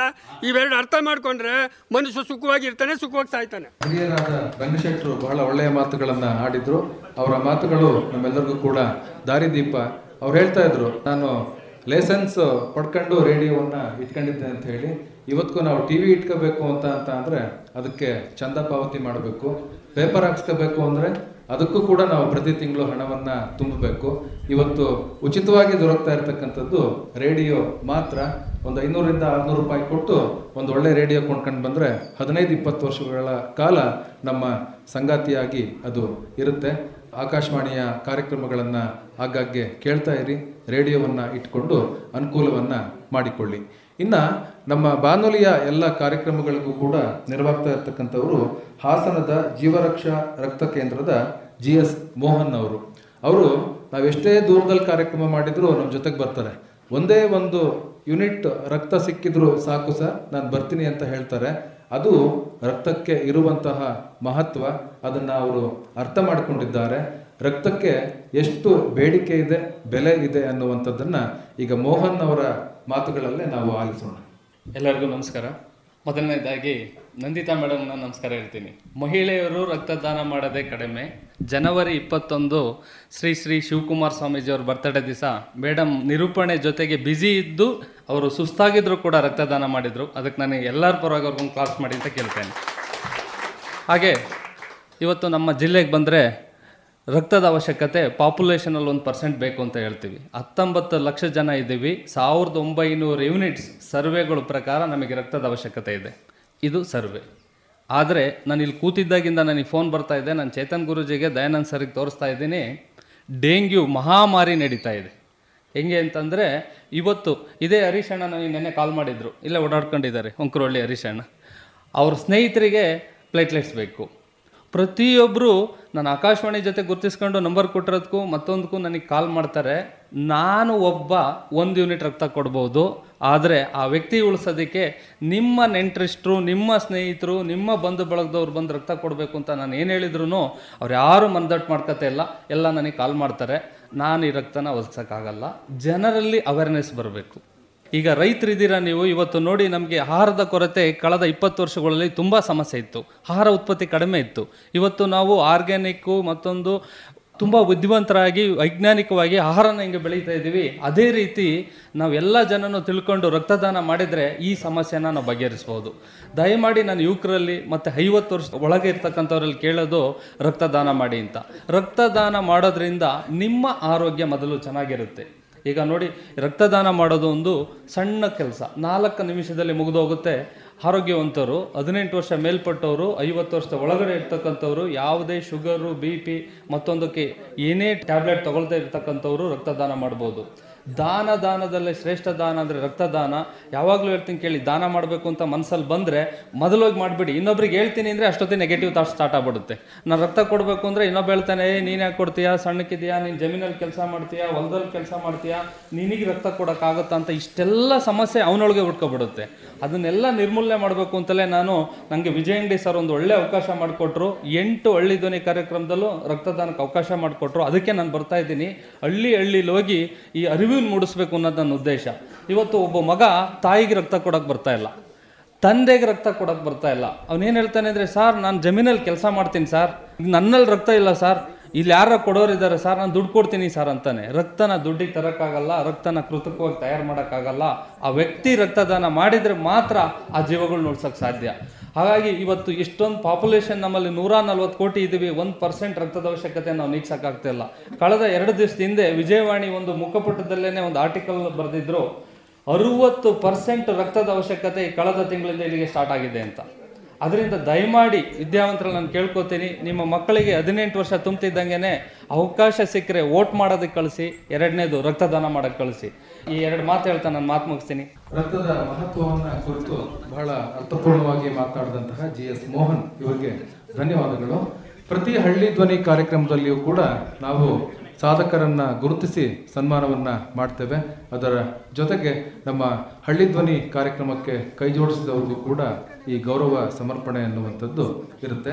ಇವತ್ತಿನ ಗೌರವ ಸಮರ್ಪಣೆಯನ್ನ ಸ್ವೀಕಾರ ಮಾಡ್ತಾ ಇರ್ತಕ್ಕಂಥವರು ಇದೇ ಗ್ರಾಮದ ಡಾಕ್ಟರ್ HS ಧರ್ಮರಾಜ್ ಅವರು. ದಯಮಾಡಿ ಮುಂದೆ ಬಂದು ಆಸೀನರಾಗಬೇಕು. ಹಾಗೇನೆ HR ಜಗದೀಶ್ ಅವರು ಕೂಡ ಬಂದು ಇಲ್ಲಿ ಆಸೀನರಾಗಬೇಕು. ಮತ್ತು ನಮ್ಮ ಹರೀಶ್ ಅವರು ಈ ಊರಿನಲ್ಲಿ ಹಳ್ಳಿ ಧ್ವನಿ ಕಾರ್ಯಕ್ರಮ ಮಾಡಬೇಕು ಅಂತ ಹೇಳಿ ಬಹಳ ಒತ್ತಾಸೆಯನ್ನ ಇಟ್ಕೊಂಡಿದ್ದಂಥವರು ಹರೀಶ್ ಕುಮಾರ್ ಅವರು. ದಯಮಾಡಿ ವೇದಿಕೆಗೆ ಬನ್ನಿ. ಇನ್ನು ನಮ್ಮೊಂದಿಗೆ ಕೈ ಜೋಡಿಸಿದಂಥವರು ಇದೇ ಗ್ರಾಮದ KA ಇಬ್ರಾಹಿಂ ಅವರು. ದಯಮಾಡಿ ಬಂದು ನಮ್ಮ ಗೌರವ ಸಮರ್ಪಣೆಯನ್ನ ಸ್ವೀಕರಿಸಬೇಕು ಅಂತ ಅವರಲ್ಲಿ ವಿನಂತಿಯನ್ನ ಮಾಡ್ತಾ ಇದ್ದೇನೆ. ಇಲ್ಲಿಯವರೆಗೂ ತಾವೆಲ್ಲರೂ ಕೂಡ ಸಾವಧಾನದಿಂದ ಕುಳಿತು ಸಹಕಾರವನ್ನ ನೀಡಿದ್ದಾರೆ. ಅದಕ್ಕಾಗಿ ತಮ್ಮೆಲ್ಲರಿಗೂ ಕೂಡ ನಾವು ಆಭಾರಿಯಾಗಿದ್ದೇವೆ. ಅಂತಿಮವಾಗಿ ಇವತ್ತಿನ ಸಮಾರಂಭದ ಅಧ್ಯಕ್ಷತೆಯನ್ನ ವಹಿಸಿಕೊಂಡಿರ್ತಕ್ಕಂತಹ ಈ ಗ್ರಾಮ ಪಂಚಾಯಿತಿಯ ಅಧ್ಯಕ್ಷರಾದ ಶಿಲ್ಪಾ ಜಗದೀಶ್ ಅವರ ಮಾತುಗಳೊಂದಿಗೆ ಈ ಕಾರ್ಯಕ್ರಮಕ್ಕೆ ವಿರಾಮವನ್ನ ನೀಡೋಣ. ಎಲ್ಲರಿಗೂ ನಮಸ್ಕಾರ. ಹಾಸನದ ಆಕಾಶವಾಣಿಯ 33ನೇ ವಾರ್ಷಿಕೋತ್ಸವದ ಅಂಗವಾಗಿ ಹಳ್ಳಿ ಧ್ವನಿ ಎಂಬ ಕಾರ್ಯಕ್ರಮವನ್ನು ನಮ್ಮ ಕುಣಿಗಲ್ನಲ್ಲಿ ಏರ್ಪಡಿಸುತ್ತಿದ್ದೇವೆ. ಸಂತೋಷದ ವಿಷಯ, ಈ ಸಂದರ್ಭದಲ್ಲಿ ಆಕಾಶವಾಣಿ ಮತ್ತು ಎಲ್ಲ ಸಿಬ್ಬಂದಿ ವರ್ಗದವರಿಗೂ ಆರ್ಥಿಕ ಶುಭಾಶಯಗಳು. ಧನ್ಯವಾದಗಳು. ಹಾಸನ ಆಕಾಶವಾಣಿಯ 33ನೇ ವರ್ಷದ ಪ್ರಸಾರ ಸೇವೆ ನಿಮಿತ್ತ ರೇಡಿಯೋ ಆವಿಷ್ಕರಿಸಿದ ಮಾರ್ಕೋನಿ ಅವರ ಭಾವಚಿತ್ರದ ಸ್ಮರಣಿಕೆಯನ್ನು 33 ಜನರಿಗೆ ಕಾಣಿಕೆಯಾಗಿ ವಿತರಿಸಲಾಯಿತು. ಹಾಗೆಯೇ ಹಾಸನ ಆಕಾಶವಾಣಿಯ ಕಚೇರಿಯಲ್ಲಿ ಮಾರ್ಕೋನಿ ಅವರ ಭಾವಚಿತ್ರವನ್ನು ಅನಾವರಣ ಮಾಡಲಾಯಿತು.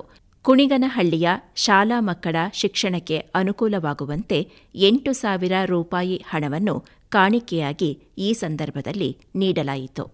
ಈ ಕಾರ್ಯಕ್ರಮದ ಪ್ರಾಯೋಜಕರು ನೋಆಲ್ಗಿ ನ್ಯಾನೋಬಯೋಟೆಕ್ ಸಂಸ್ಥೆ ಬೆಂಗಳೂರು ಮತ್ತು Malabar gold and diamonds Hassan.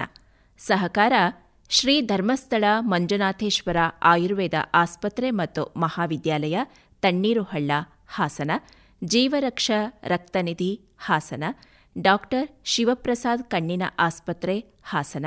Shri Hasanamba ದಂತವೈದ್ಯಕೀಯ ಮಹಾವಿದ್ಯಾಲಯ ಮತ್ತು ಆಸ್ಪತ್ರೆ, ವಿದ್ಯಾನಗರ, ಹಾಸನ.